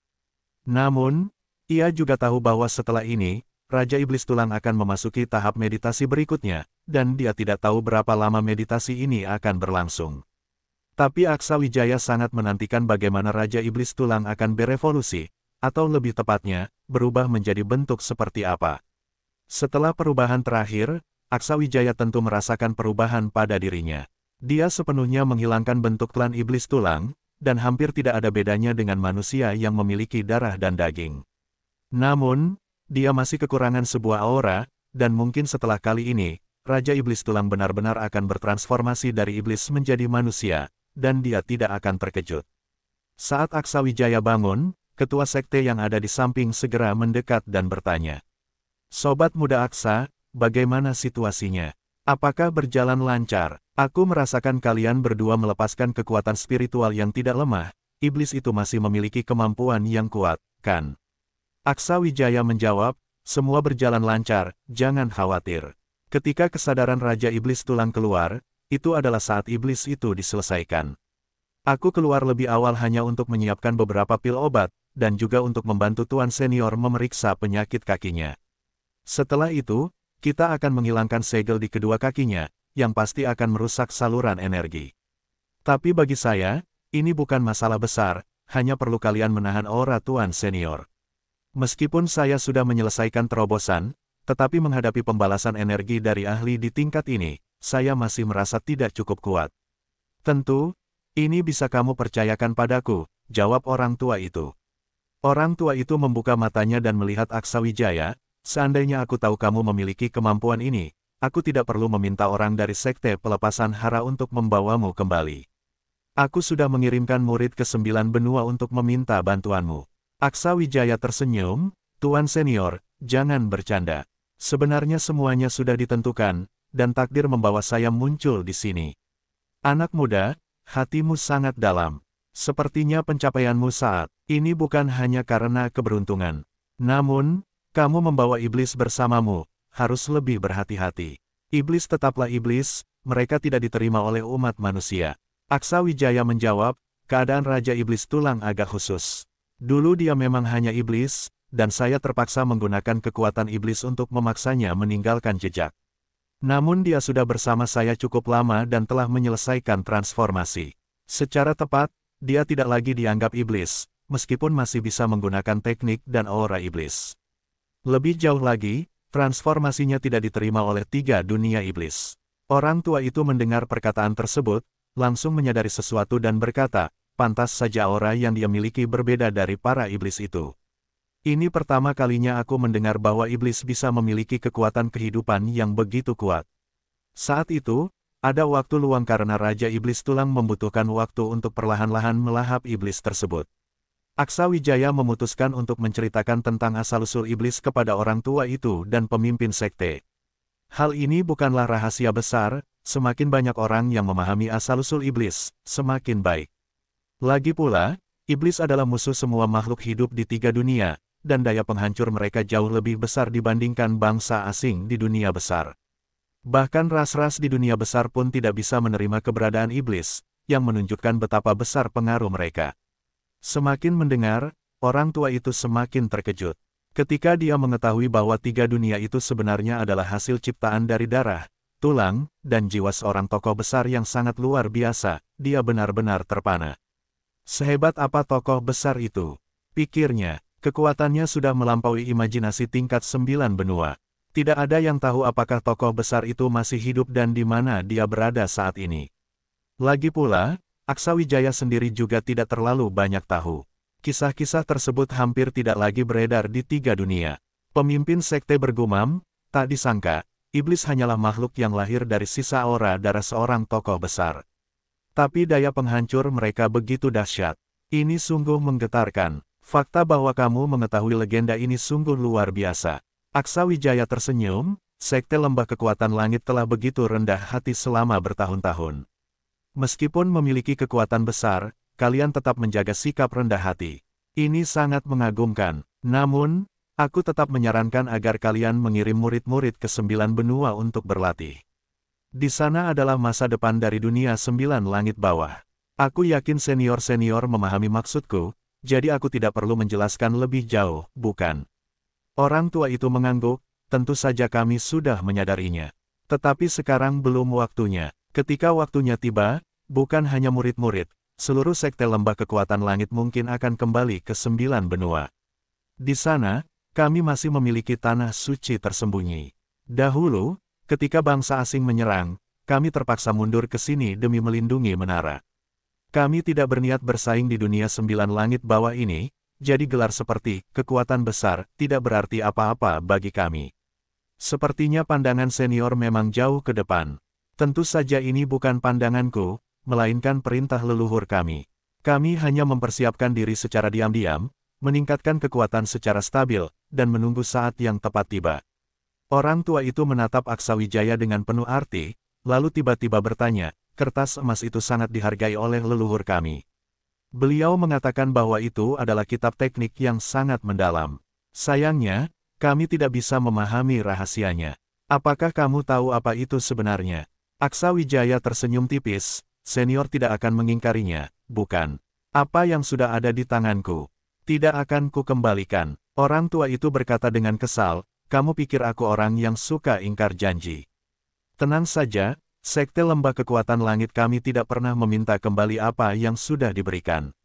Tetapi, jika suatu saat kamu juga tidak bisa memahami apa itu, kami bersedia menukarnya dengan harga tinggi yang pasti akan memuaskanmu. Aksawijaya tertawa, baiklah, itu kesepakatan. Tentu saja, dia tidak akan mengungkapkan identitas sebenarnya dari kitab tersebut. Saat ini, dia hanya memiliki beberapa lembar bagian dari kitab itu, tetapi itu sudah memberinya manfaat besar. Masih ada beberapa lembar lainnya yang tersebar entah di mana. Dia tidak tahu kapan akan berhasil mengumpulkan semuanya. Jika itu terjadi, mungkin kitab tersebut akan menunjukkan kekuatannya yang sebenarnya. Tapi itu hanya sebuah impian. Lembaran-lembaran kitab itu memiliki daya tarik satu sama lain, namun saat ini semuanya tampaknya tersegel di tempat masing-masing. Untuk menemukannya, sepenuhnya bergantung pada keberuntungan. Setelah menyelesaikan urusan di sini, dia akan pergi ke wilayah Sungai Timur. Dia berencana menyempatkan diri untuk memahami bagian dari kitab itu, berharap dapat menemukan asal-usulnya. Dia sangat antusias. Berita tentang pembunuh yang mencoba menyergap Aksawijaya berhasil ditangkap segera menyebar. Sumber berita berasal dari Sekte Pelepasan Hara, yang kredibilitasnya sangat tinggi. Banyak orang melihat bahwa para ahli Sekte Pelepasan Hara sedang mengawal pembunuh itu menuju ke arah Istana 9 Benua. Busur pemburu jiwa, yang melambangkan pembunuh terbaik di masa lalu, menarik perhatian besar ketika orang mengetahui bahwa pembunuh ini adalah pewarisnya. Di sebuah kota kecil, Senturi Yanto dan yang lainnya beristirahat di kota. Karena tidak terlalu terburu-buru, mereka bergerak perlahan sambil menunggu Aksawijaya menyusul. Pembunuh itu tidak berkata apa-apa. Energi dan inti kekuatannya telah sepenuhnya disegel. Dia tidak bisa menggerakkan sedikit pun kekuatannya, menjadikannya hampir seperti manusia biasa, meskipun sedikit lebih kuat. Perasaan ini membuatnya sulit menerima keadaan tersebut. Namun, dia tidak bisa berbuat apa-apa. Setelah 3 kali mencoba bunuh diri, dia mulai merasa ketakutan, dan sedikit demi sedikit pertahanannya runtuh. Senturi Yanto duduk bersamanya di satu meja, memandangnya sambil berkata, bukankah rasanya menyenangkan masih bisa hidup? Kenapa wajahmu seperti itu? Tidak banyak orang yang bisa bertahan hidup setelah mati 3 kali. Kalian tidak akan mendapatkan apa-apa dari ini. Tidak akan ada yang datang menyelamatkanku.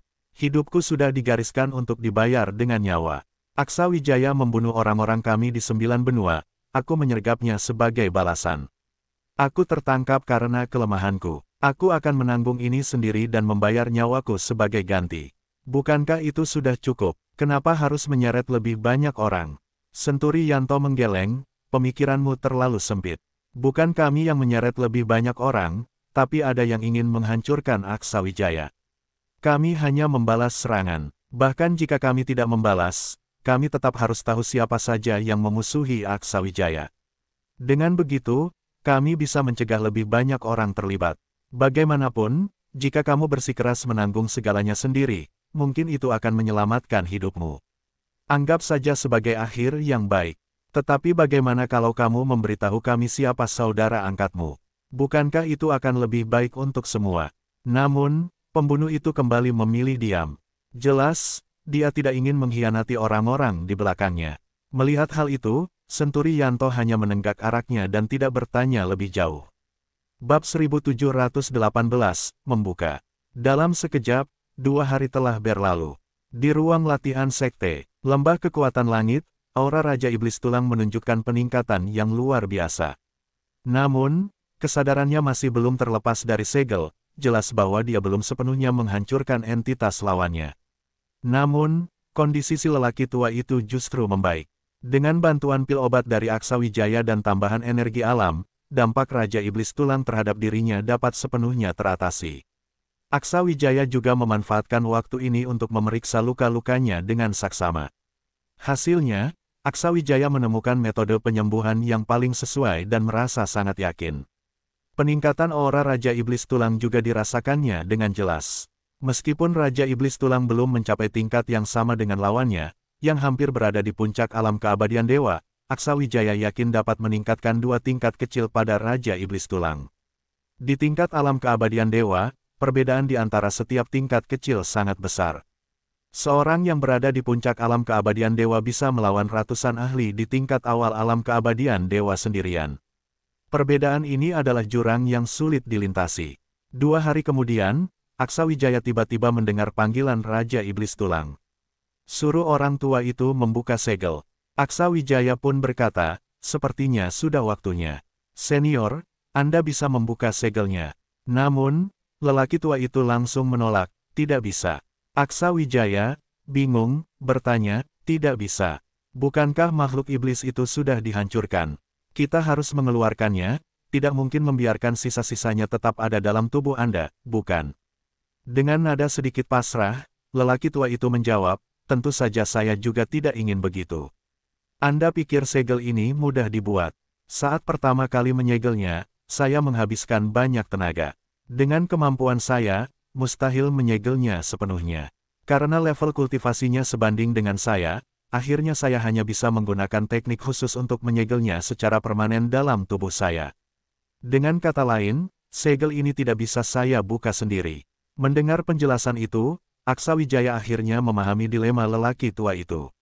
Ia lalu berkata, senior benar-benar luar biasa mengorbankan diri.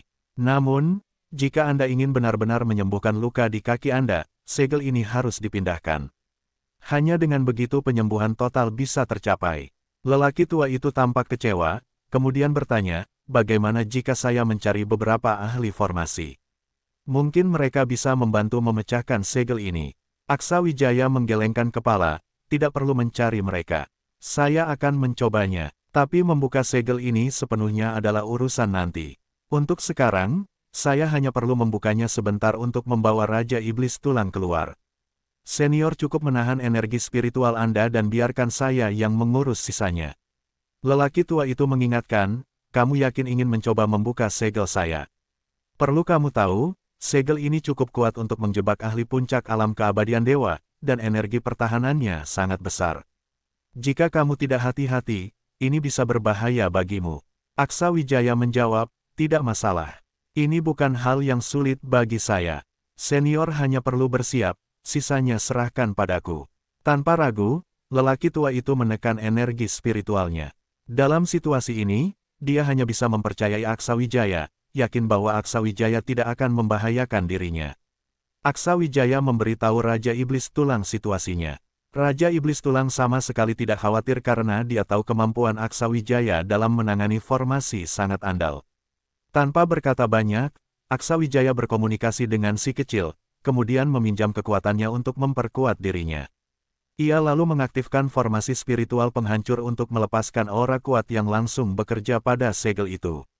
Awalnya, lelaki tua itu mengira Aksa Wijaya akan memaksa membuka segel dengan kasar. Namun, yang dia rasakan justru energi kuat yang sangat lembut. Dia hampir tidak merasakan serangan apapun, bahkan energi itu terasa semakin akrab seiring waktu. Dia bisa merasakan perubahan energi spiritual Aksa Wijaya, karena segel itu dibangun berdasarkan energinya sendiri. Sebagai pemiliknya, dia tentu bisa merasakan perubahan paling jelas pada formasi segel itu. Energi spiritual yang unik. Apakah kamu sedang meniru energi segel ini? Aksa Wijaya mengangguk, ini metode khusus yang sangat efektif. Bisa menerobos formasi tanpa merusaknya. Mendengar penjelasan Aksa Wijaya, lelaki tua itu dan Raja Iblis Tulang tampak sangat terkejut. Mereka tidak menyangka ada kemampuan sekreatif itu. Pemimpin Sekte Lembah Kekuatan Langit yang berada di dekat mereka berkata dengan takjub, jadi, dengan metode ini, kamu bisa masuk ke formasi besar lainnya. Aksa Wijaya mengangguk dan berkata, selama formasi ini tidak dikendalikan oleh seorang ahli, selama aku punya waktu, aku bisa menggunakan metode ini untuk masuk ke dalam.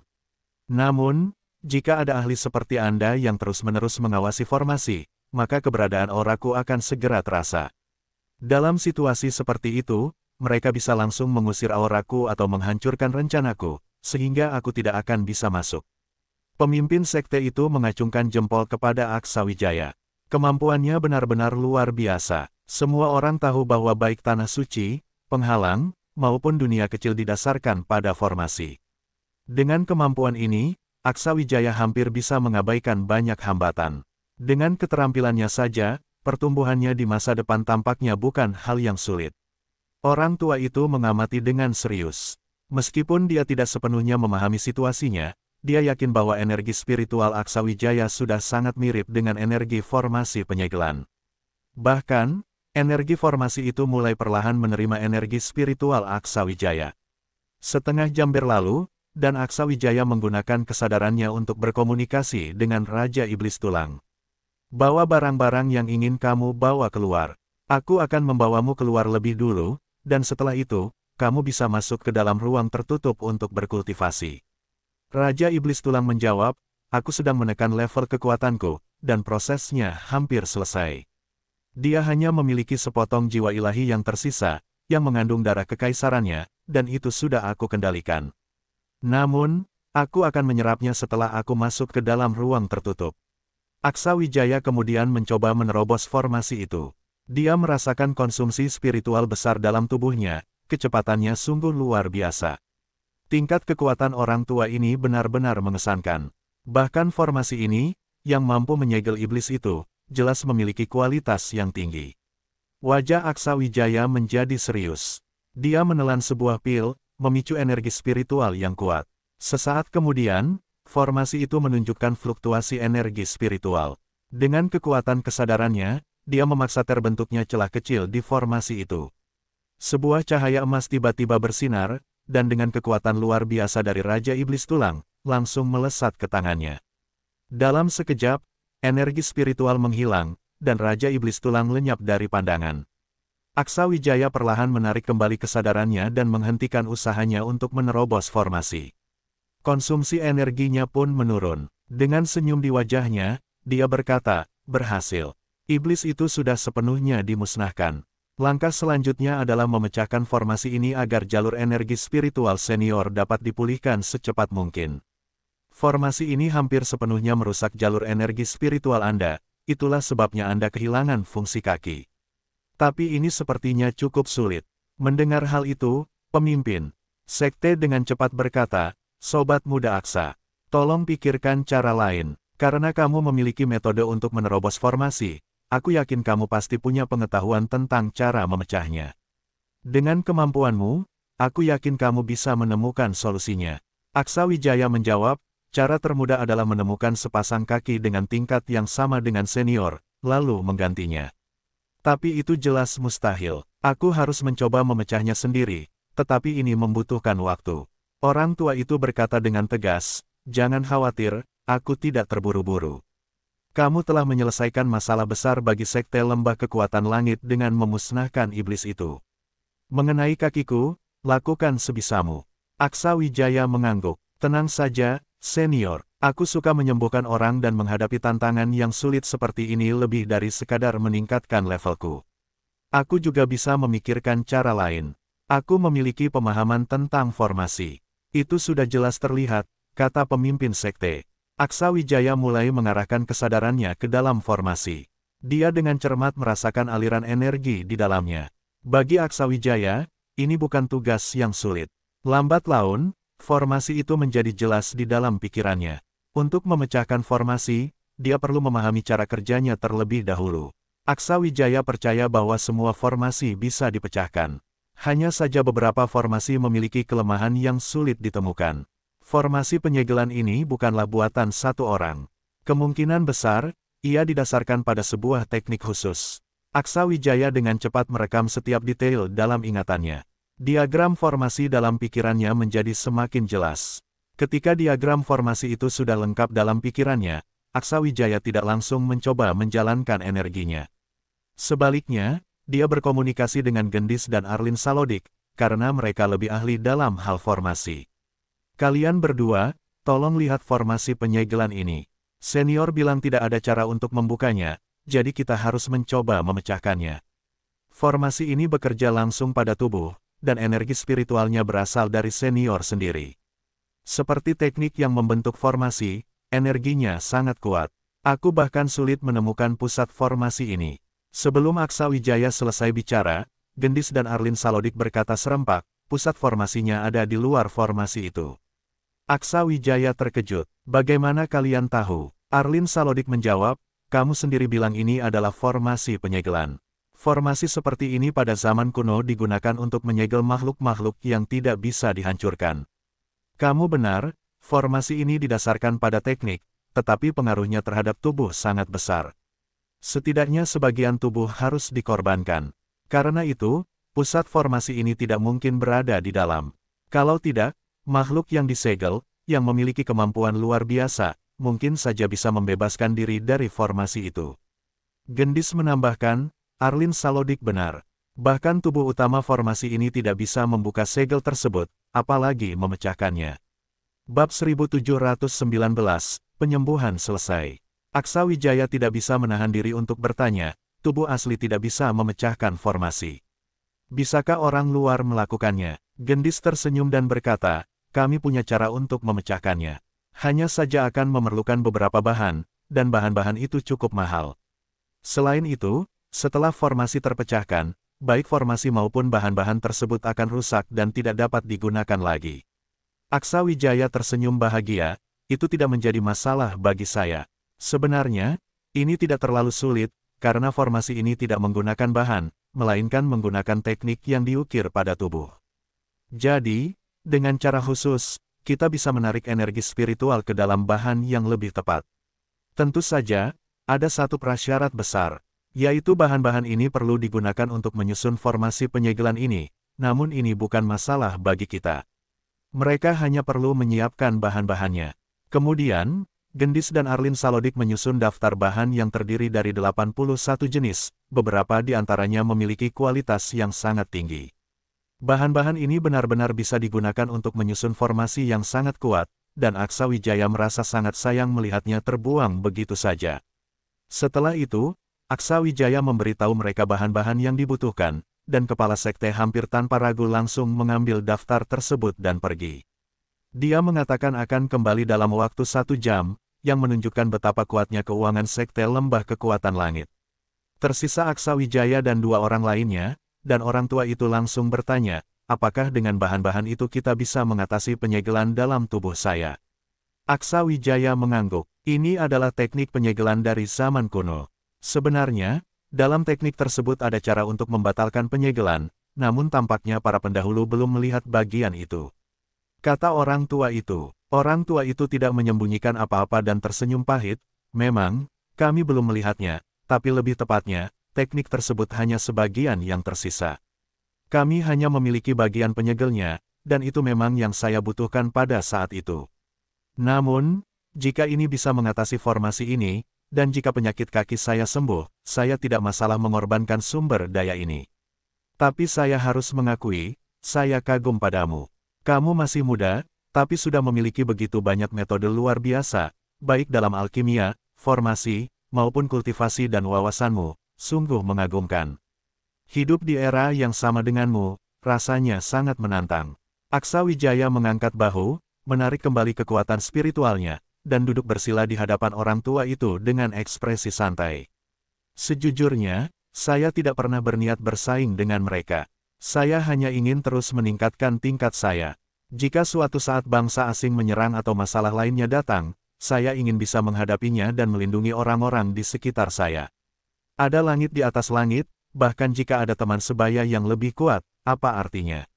Bahkan jika saya mencapai puncak dari level alam keabadian dewa, itu masih belum cukup. Di atas itu ada lagi alam reinkarnasi, dan ada entitas yang lebih kuat dari itu. Tidak tahu kapan saya bisa menjadi tak terkalahkan di dunia ini, saya hanya berusaha semampu saya. Orang tua itu tertawa, tak terkalahkan di dunia. Konon, jalan seorang kultivator tidak ada batasnya. Seiring meningkatnya kekuatanmu, kamu akan semakin merasa kecil.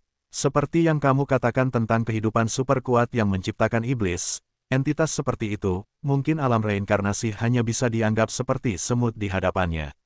Namun apapun panjangnya jalan di depan, kita harus terus meningkatkan diri. Namun, apakah kamu tidak merasa belajarmu terlalu terbagi? Jika kamu fokus pada satu hal saja, mungkin itu akan menjadi pilihan terbaik bagi kamu. Aksa Wijaya langsung menggelengkan kepala, bukan seperti itu. Saya sangat memahami keadaan saya, ini adalah jalan saya, menggabungkan kebijaksanaan dari berbagai aliran, dan bagi saya, ini adalah jalan tertinggi. Banyak talenta di 9 langit bawah yang terjebak dalam kebuntuan dan tak bisa berkembang, bagi saya, jalan mereka sudah salah dari awal. Namun, meskipun diberi kesempatan untuk memulai kembali, saya mungkin tidak bisa mencapai pencapaian saya sekarang. Selama saya belum tertinggal terlalu jauh dalam perbedaan tingkat dengan sesama kultivator, saya rasa keyakinan saya tidak akan tergoyahkan. Aksa Wijaya sebenarnya sangat ingin berbicara lebih banyak dengan ahli di hadapannya. Sekte Lembah Kekuatan, Langit memiliki begitu banyak koleksi buku, dan para ahli di sana memiliki wawasan yang sangat baik. Aksa Wijaya percaya bahwa dengan posisi orang tua ini, ia bisa lebih objektif dalam melihat dirinya.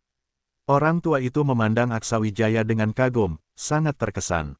Dia tidak menyangka bahwa Aksa Wijaya begitu teguh, namun pencapaiannya sudah terlihat oleh banyak orang. Kekuatan tempurnya lebih tinggi daripada kultivator sebaya, dan tingkat kultivasinya hampir setara dengan kultivator puncak sebaya. Keahlian dalam alkimia juga sangat mengagumkan, bahkan kepala dari lembah 1000 obat pun tak kalah hebat. Sekarang, melihat keahlian Aksa Wijaya dalam formasi, semuanya juga sangat menakjubkan. Selain itu, orang di sekitarnya, seperti pelindung di alam keabadian dewa, dan bahkan memiliki seorang iblis sebagai pembantu, yang benar-benar melebihi kategori hewan peliharaan. Terkadang, bahkan dengan sebutan Tuan, dia merasa sulit untuk mempercayainya. Orang tua itu tahu betul bahwa apa yang ditunjukkan Aksa Wijaya masih belum semuanya, dan dengan kemampuan Aksa Wijaya saat ini, pasti ada banyak kartu truf yang belum digunakan.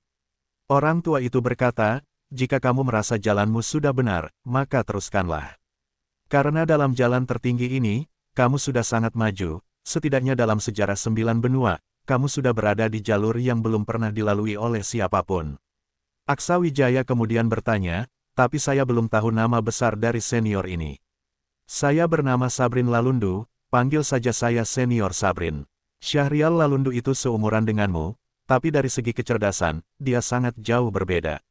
Saya sangat memandangmu, karena kamu mengikuti ajaran dari berbagai aliran, saya akan memberi izin untuk kamu masuk ke Sekte Lembah Kekuatan Langit sekali lagi. Kapanpun kamu ingin masuk, kamu tinggal datang saja. Mendengar ini, Aksa Wijaya tidak bisa menyembunyikan kebahagiaannya. Sungguh, dia sangat ingin sekali untuk masuk ke sana lagi. Karena kali ini dia lebih banyak menghabiskan waktu di lantai atas, dan demi Senturiyanto dan yang lainnya, dia harus cepat-cepat meninggalkan menara. Sekte Lembah Kekuatan Langit yang dimaksud oleh Senior Sabrin adalah menara tersebut, dan nama sekte mereka juga berasal dari menara itu. Terima kasih banyak, Senior Sabrin, ujar Aksa Wijaya. Sabrin Lalundu tersenyum dan berkata, jangan buru-buru berterima kasih padaku dulu. Semua ini ada syaratnya. Kamu harus menyembuhkan penyakit kakiku terlebih dahulu. Jangan khawatir, senior. Bagi saya, ini bukan hal sulit. Percayakan saja padaku. Keduanya berbincang selama 1 jam, dan ketua sekte pun kembali seperti yang dijanjikan. Tanpa banyak bicara, ia langsung memberikan bahan-bahan yang dibutuhkan oleh Aksa Wijaya. Setelah itu, Aksa Wijaya mulai menyiapkan diagram formasi. Bersama Gendis dan Arlin Salodik, dia memastikan cara pemasangan formasi dengan teliti. Kemudian, dia langsung mulai menata formasi di tempat. Kecepatan Aksa Wijaya tidak lambat. Dengan pengendalian yang sangat baik, setiap bahan ditempatkan dengan akurat. Ketelitian ini berasal dari kebiasaannya saat meracik pil. Dalam waktu kurang dari 5 menit, semua bahan telah ditempatkan. Namun, Aksa Wijaya tidak langsung memasukkan energi spiritual ke dalam formasi tersebut. Sebaliknya, dia berkata kepada lelaki tua itu, "Senior, Anda perlu masuk ke dalam formasi ini. Saya akan mengarahkan formasi penyegelan angin dan awan di tubuh Anda ke dalam formasi ini." Tanpa bantuan, Sabrin Lalundu melepaskan seberkas energi spiritual, mengangkat tubuhnya hingga melayang, lalu perlahan turun ke formasi yang baru saja disiapkan Aksa Wijaya. Aksa Wijaya mengingatkan, "Senior, Anda harus menekan aura Anda dan jangan melawan energi spiritual saya. Saya akan mengaktifkan pusat formasi di tubuh Anda dan mengarahkannya ke formasi saya." "Baik, mulai saja." Aksa Wijaya tidak ragu. Gendis dan Arlin Salodik telah memberitahu metode yang harus digunakan. Dengan tingkat kultivasi Aksa Wijaya saat ini bukan hal sulit. Sesuai dengan arahan mereka, Aksa Wijaya dengan cepat menemukan pusat formasi di jaringan meridian senior Sabrin. Itu adalah seberkas energi spiritual khusus. Aksa Wijaya mengambil kristal cahaya abadi dari formasi, menempelkannya di tubuh senior Sabrin, lalu mengarahkan energi spiritual untuk menarik aura tersebut ke dalam kristal. Seperti yang diduga, saat energi itu merasakan aura kristal cahaya abadi, ia seperti tertarik oleh sesuatu. Aksa Wijaya hanya perlu sedikit menarik, dan aura pusat formasi langsung masuk ke dalam kristal. Energi spiritual yang kuat kemudian terpancar. Aksa Wijaya mengembalikan kristal ke tempatnya dan menggunakan energi spiritual yang melekat pada pusat formasi untuk mengaktifkan formasi tersebut. Dalam sekejap, Sabrin Lalundu merasakan sensasi di kakinya. Rasanya seperti ribuan serangga merayap, lalu berubah menjadi rasa sakit yang menusuk. Namun, wajah senior Sabrin tetap tenang, menunjukkan betapa kuatnya daya tahan dan pengendaliannya. Aksa Wijaya bisa merasakan bahwa dengan aktifnya formasi, segel formasi di tubuh Sabrin Lalundu perlahan-lahan terbuka. Energi spiritual khusus dari beberapa titik kunci mengalir ke bahan-bahan di bawah formasi. Aksa Wijaya berkata, "Senior, Anda mungkin sudah merasakan perubahan pada kaki Anda. Setelah formasi ini menarik segel, seluruh jaringan meridian Anda akan terpengaruh, menyebabkan cedera parah. Tapi itulah yang saya tunggu. Di saat seperti ini, saya bisa menyembuhkan Anda. Jangan khawatir, ini bukan masalah besar bagi saya. Mohon bersabar sebentar lagi." Sekitar 1 jam kemudian, formasi di bawah Sabrin Lalundu telah berfungsi sepenuhnya.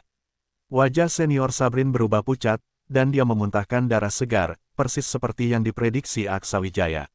Aksa Wijaya memberitahu ketua sekte, "Tolong bantu saya menekan energi spiritual senior Sabrin. Jika ada serangan balik, itu bisa merenggut nyawa saya." Ketua sekte, yang sudah siap, langsung melepaskan energi spiritualnya, menekannya ke tubuh senior Sabrin. Senior Sabrin juga tidak berani memulihkan diri secara mandiri. Dia menekan energi spiritualnya sepenuhnya, bekerja sama dengan Aksa Wijaya untuk menjalani perawatan. Aksa Wijaya mengeluarkan 3 pil obat, mengaktifkannya dengan metode pengobatan, dan memberikannya kepada senior Sabrin. Senior Sabrin merasa kekuatan darahnya yang sebelumnya kacau mulai tenang. Energi alami perlahan memperbaiki jaringan meridian yang rusak. Aksa Wijaya terus membantu menyembuhkannya. Dengan kerja sama senior Sabrin dan bantuan ketua sekte, proses penyembuhan berjalan lancar. Aksa Wijaya menggunakan teknik dan pil untuk membuka serta memperbaiki meridian yang rusak. Perlahan-lahan, rasa sakit di kaki senior Sabrin berkurang. Ia bahkan bisa menggerakkan jari-jari kakinya, sesuatu yang sebelumnya hanya menjadi impian. Aksa Wijaya mengambil beberapa pil lagi dan, dengan teknik alkimia, perlahan memperbaiki jaringan meridian hingga selesai. Terakhir, dia menggunakan jarum perak untuk membuka meridian.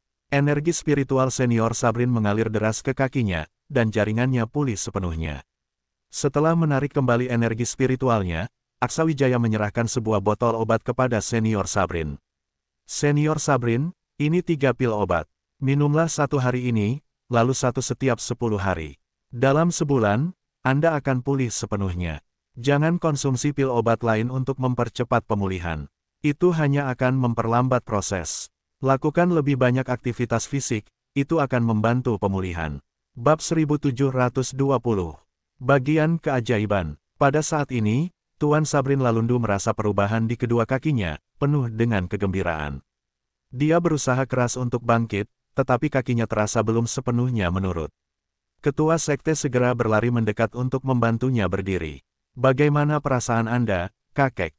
tanya ketua sekte. Sabrin Lalundu tersenyum, "Sangat baik, rasanya sudah lama sekali saya tidak merasakan ini." Tidak menyangka penyembuhannya bisa begitu cepat. Anak muda itu sungguh luar biasa. Aksawijaya menelan sebuah pil untuk memulihkan energi spiritualnya, sehingga dia merasa jauh lebih ringan. "Senior, jangan lupa janji Anda. Setelah saya menyelesaikan urusan di luar, saya akan kembali ke sini untuk masuk ke menara itu lagi." Mendengar ini, Sabrin Lalundu tertawa. "Tenang saja. Anda bisa datang kapan saja. Menara itu sudah lama saya jaga. Hati-hati di luar sana. Saya dengar seseorang telah menyerang Anda. Situasi di 9 langit bawah memang sedang kacau." Aksawijaya tersenyum, "Masalah saya sudah selesai. Saya sudah menangkap pembunuh itu. Sekarang saya hanya perlu menarik keluar orang-orang di belakangnya dan mencari tahu siapa mereka." Saat mengatakan ini, Aksawijaya tampak mengingat sesuatu. Lalu ia bertanya, apakah kedua senior tahu tentang wawan jadul dari lembah 100 kejahatan? Ketua sekte mengangguk, "Tentu saja. Wawan jadul muncul lebih awal dari saya. Dia dulunya seorang tokoh besar. Kemudian dia mendirikan lembah 100 kejahatan dan menarik banyak ahli bergabung. Apakah pembunuh itu dikirim olehnya? Pewaris busur pemburu jiwa bergabung dengan lembah itu, jadi tidak aneh kalau begitu." Namun, Aksawijaya langsung menggeleng, "Saya ingin tahu apakah wawan jadul memiliki saudara angkat dalam jumlah banyak. Sayangnya, saya tidak tahu siapa orang-orang di belakang mereka. Saya pernah membunuh seorang muridnya ketika berada di 9 benua." Ketua sekte tertegun mendengar ini. Kemudian ia berkata, "Maksud Anda dia punya saudara angkat? Saya belum pernah mendengar itu. Dulu, memang ada beberapa kultivator di sekitarnya, tetapi mereka menghilang dengan mengganti identitas mereka. Orang-orang itu tidak terkenal saat itu, jadi tidak banyak yang memperhatikan. Kalau Anda ingin tahu, saya bisa menyelidikinya diam-diam untuk Anda." Aksawijaya menjawab, "Tidak perlu. Saya hanya bertanya. Lagi pula, dengan pembunuh itu sudah tertangkap, saya bisa memanfaatkan dia untuk menarik keluar orang-orang di belakangnya." Sabrin Lalundu berkata dengan tegas, "Aksawijaya, jika Anda butuh bantuan di masa depan, datanglah ke sini. Saya pasti akan membantu semampu saya." Aksawijaya mengangguk, "Terima kasih, senior. Saya mengerti. Sekarang saya harus pergi ke wilayah Sungai Timur. Saya tidak bisa tinggal terlalu lama di sini. Sampai jumpa nanti. Lencana milik Syahrial Lalundu akan saya kembalikan lain waktu." Ketua sekte berkata, "Biar saya antar Anda keluar." Aksawijaya melambaikan tangan, "Bantu Tuan Sabrin Lalundu saja. Saya sudah biasa ke sini. Sampai jumpa." Setelah itu, Aksawijaya berjalan keluar dari ruang pelatihan, menuju kota luar dengan tujuan langsung ke wilayah Sungai Timur untuk mengambil warisan energi spiritual di sana. Dia juga harus mengejar Senturiyanto dan yang lainnya. Setelah Aksawijaya pergi, ketua sekte berbicara serius, "Kakek, Aksawijaya ini benar-benar sulit diprediksi. Jika dia bergabung dengan sekte lembah kekuatan langit, dia pasti akan menjadi aset besar di masa depan." Sabrin Lalundu menjawab, "Jangan pikirkan itu. Anak ini punya rencana sendiri yang jelas. Bertemanlah dengannya, itu akan membantu kita saat kembali ke 9 benua nanti. Jangan umumkan kesembuhan kaki saya untuk saat ini, anggap saja itu sebagai kartu truf." Ketua sekte mengangguk, "Baik. Saya akan membantu Anda. Kembali beristirahat." Sabrin Lalundu menggeleng, "Tidak perlu. Saya bisa mengurus ini sendiri. Hanya butuh sedikit penyesuaian." Rasanya sangat baik, tapi kenapa Aksawijaya tiba-tiba membuka segel tadi? Seharusnya mereka bisa menyelesaikan masalah itu tanpa membuka segel. Ketua sekte menjawab, memang aneh. Tapi masalahnya sudah selesai, jadi apakah kita perlu terus memantau tindakannya? Tak perlu, urus saja urusan Anda. Lakukan persiapan, saya merasa akan ada gerakan besar di 9 langit bawah. Saya penasaran apa rencana orang-orang di Gunung Kawah Langit nanti. Aksawijaya kini duduk di atas artefak terbangnya, menuju wilayah Sungai Timur. Dia merasa tidak ada yang perlu dikhawatirkan di sana. Di bawah pembatasan aturan, seharusnya tidak ada ancaman berarti untuknya. Namun, dia tetap berhati-hati. Energi spiritual Raja Iblis Tulang telah hilang, menandakan dia mulai menutup diri untuk kultivasi mendalam dan tidak bisa membantu. Sementara itu, si kecil, yang berdiri di depan Aksawijaya, menunjukkan wajah iri. Benar-benar tidak adil, kamu mendapatkan artefak, bahkan Raja Iblis Tulang yang sudah sangat kuat masih mendapatkan apa yang dia butuhkan. Tapi aku, sampai sekarang tidak mendapat apa-apa. Kemana harus mengadu? Aksawijaya tertawa, jangan khawatir. Mungkin nanti kamu akan menemukan apa yang kamu butuhkan. Kalau itu terjadi, kamu bisa langsung menembus batas dan melampaui tubuh aslimu. Kamu bahkan tidak perlu lagi bergantung pada auraku. Si kecil mendengus, jangan bercanda. Kamu itu pembawa keberuntungan bagi mereka, tapi pembawa sial bagiku. Sejak keluar dari tanah leluhur, aku hampir tidak berkembang. Aku juga tidak berani menutup diri untuk kultivasi mendalam, karena kamu punya terlalu banyak musuh. Sambil berbicara, si kecil melompat ke bahu Aksawijaya, memperhatikan dengan penasaran gulungan sisa teknik kitab kuno teknik dewa yang sedang dimainkan Aksawijaya. Ilmu dan jurus-jurus anehmu itu, aku sudah mencicipi sebagian. Apakah jurus ini sama seperti yang sebelumnya? Tapi, halaman ini terlalu sedikit, hanya 1 halaman. Jangan-jangan ini cuma sisa dari sisa gulungan. Aksawijaya menjawab, itu karena gulungan ini belum sepenuhnya terbuka. Setelah kita tiba di wilayah Sungai Timur, aku akan mencari kesempatan untuk menyendiri selama sehari dan mempelajari apa isi gulungan ini. Kemudian, aku akan mengintegrasikannya kembali ke dalam kitab kuno teknik dewa. Hanya dengan cara ini kitab kuno teknik dewa bisa menunjukkan kekuatan yang lebih besar. Si kecil berkata, kenapa harus menunggu sampai tiba di wilayah Sungai Timur? Toh cuma butuh sehari, kita bisa saja mencari tempat tersembunyi, membuat penghalang, dan langsung membacanya, kan? Melihat si kecil begitu tak sabar, Aksawijaya berpikir ada benarnya juga. Kalau memang harus dilakukan, lebih baik memenuhi rasa penasaran mereka dulu. Dia melihat ke tanah di bawah mereka. Di sana terdapat pegunungan lebat dengan hutan yang subur dan hampir tidak ada penduduk. Tempat itu cocok untuk membuat penghalang. Aksawijaya segera turun dan masuk ke dalam kawasan itu. Setelah itu, Aksawijaya memanggil kitab kuno teknik dewa penciptaan semesta, memancarkan cahaya emas, dan mengarahkan energi spiritual yang deras ke gulungan tersebut. Kitab kuno teknik dewa itu terbuka dengan sendirinya, sementara halaman emas di tangan Aksawijaya berubah menjadi cahaya emas yang meluncur menuju kitab tersebut. Cahaya itu berhenti di salah satu halaman kitab, lalu perlahan menyatu ke dalamnya. Aura kitab itu pun menjadi lebih kuat daripada sebelumnya. Aksawijaya mengambil kitab kuno teknik dewa yang kini berada di tangannya, membukanya, dan mencari halaman baru yang baru saja bergabung. Dengan rasa penuh harap, ia ingin tahu jenis ilmu apa yang tercatat di dalamnya. Tak lama kemudian, tulisan di halaman itu mulai muncul saat energi spiritual Aksawijaya mengalir masuk. Namun, si kecil tidak bisa melihat tulisan tersebut karena terganggu oleh kekuatan khusus dari hukum alam. Mata Aksawijaya memancarkan kegembiraan, tetapi saat si kecil ingin bertanya, ia melihat ekspresi kecewa di wajah Aksawijaya. Aksawijaya menutup kitab kuno teknik dewa dan menyimpannya kembali ke lautan energi spiritualnya. Ada apa? Tanya si kecil. Aksawijaya menjawab, kamu benar-benar pembawa sial.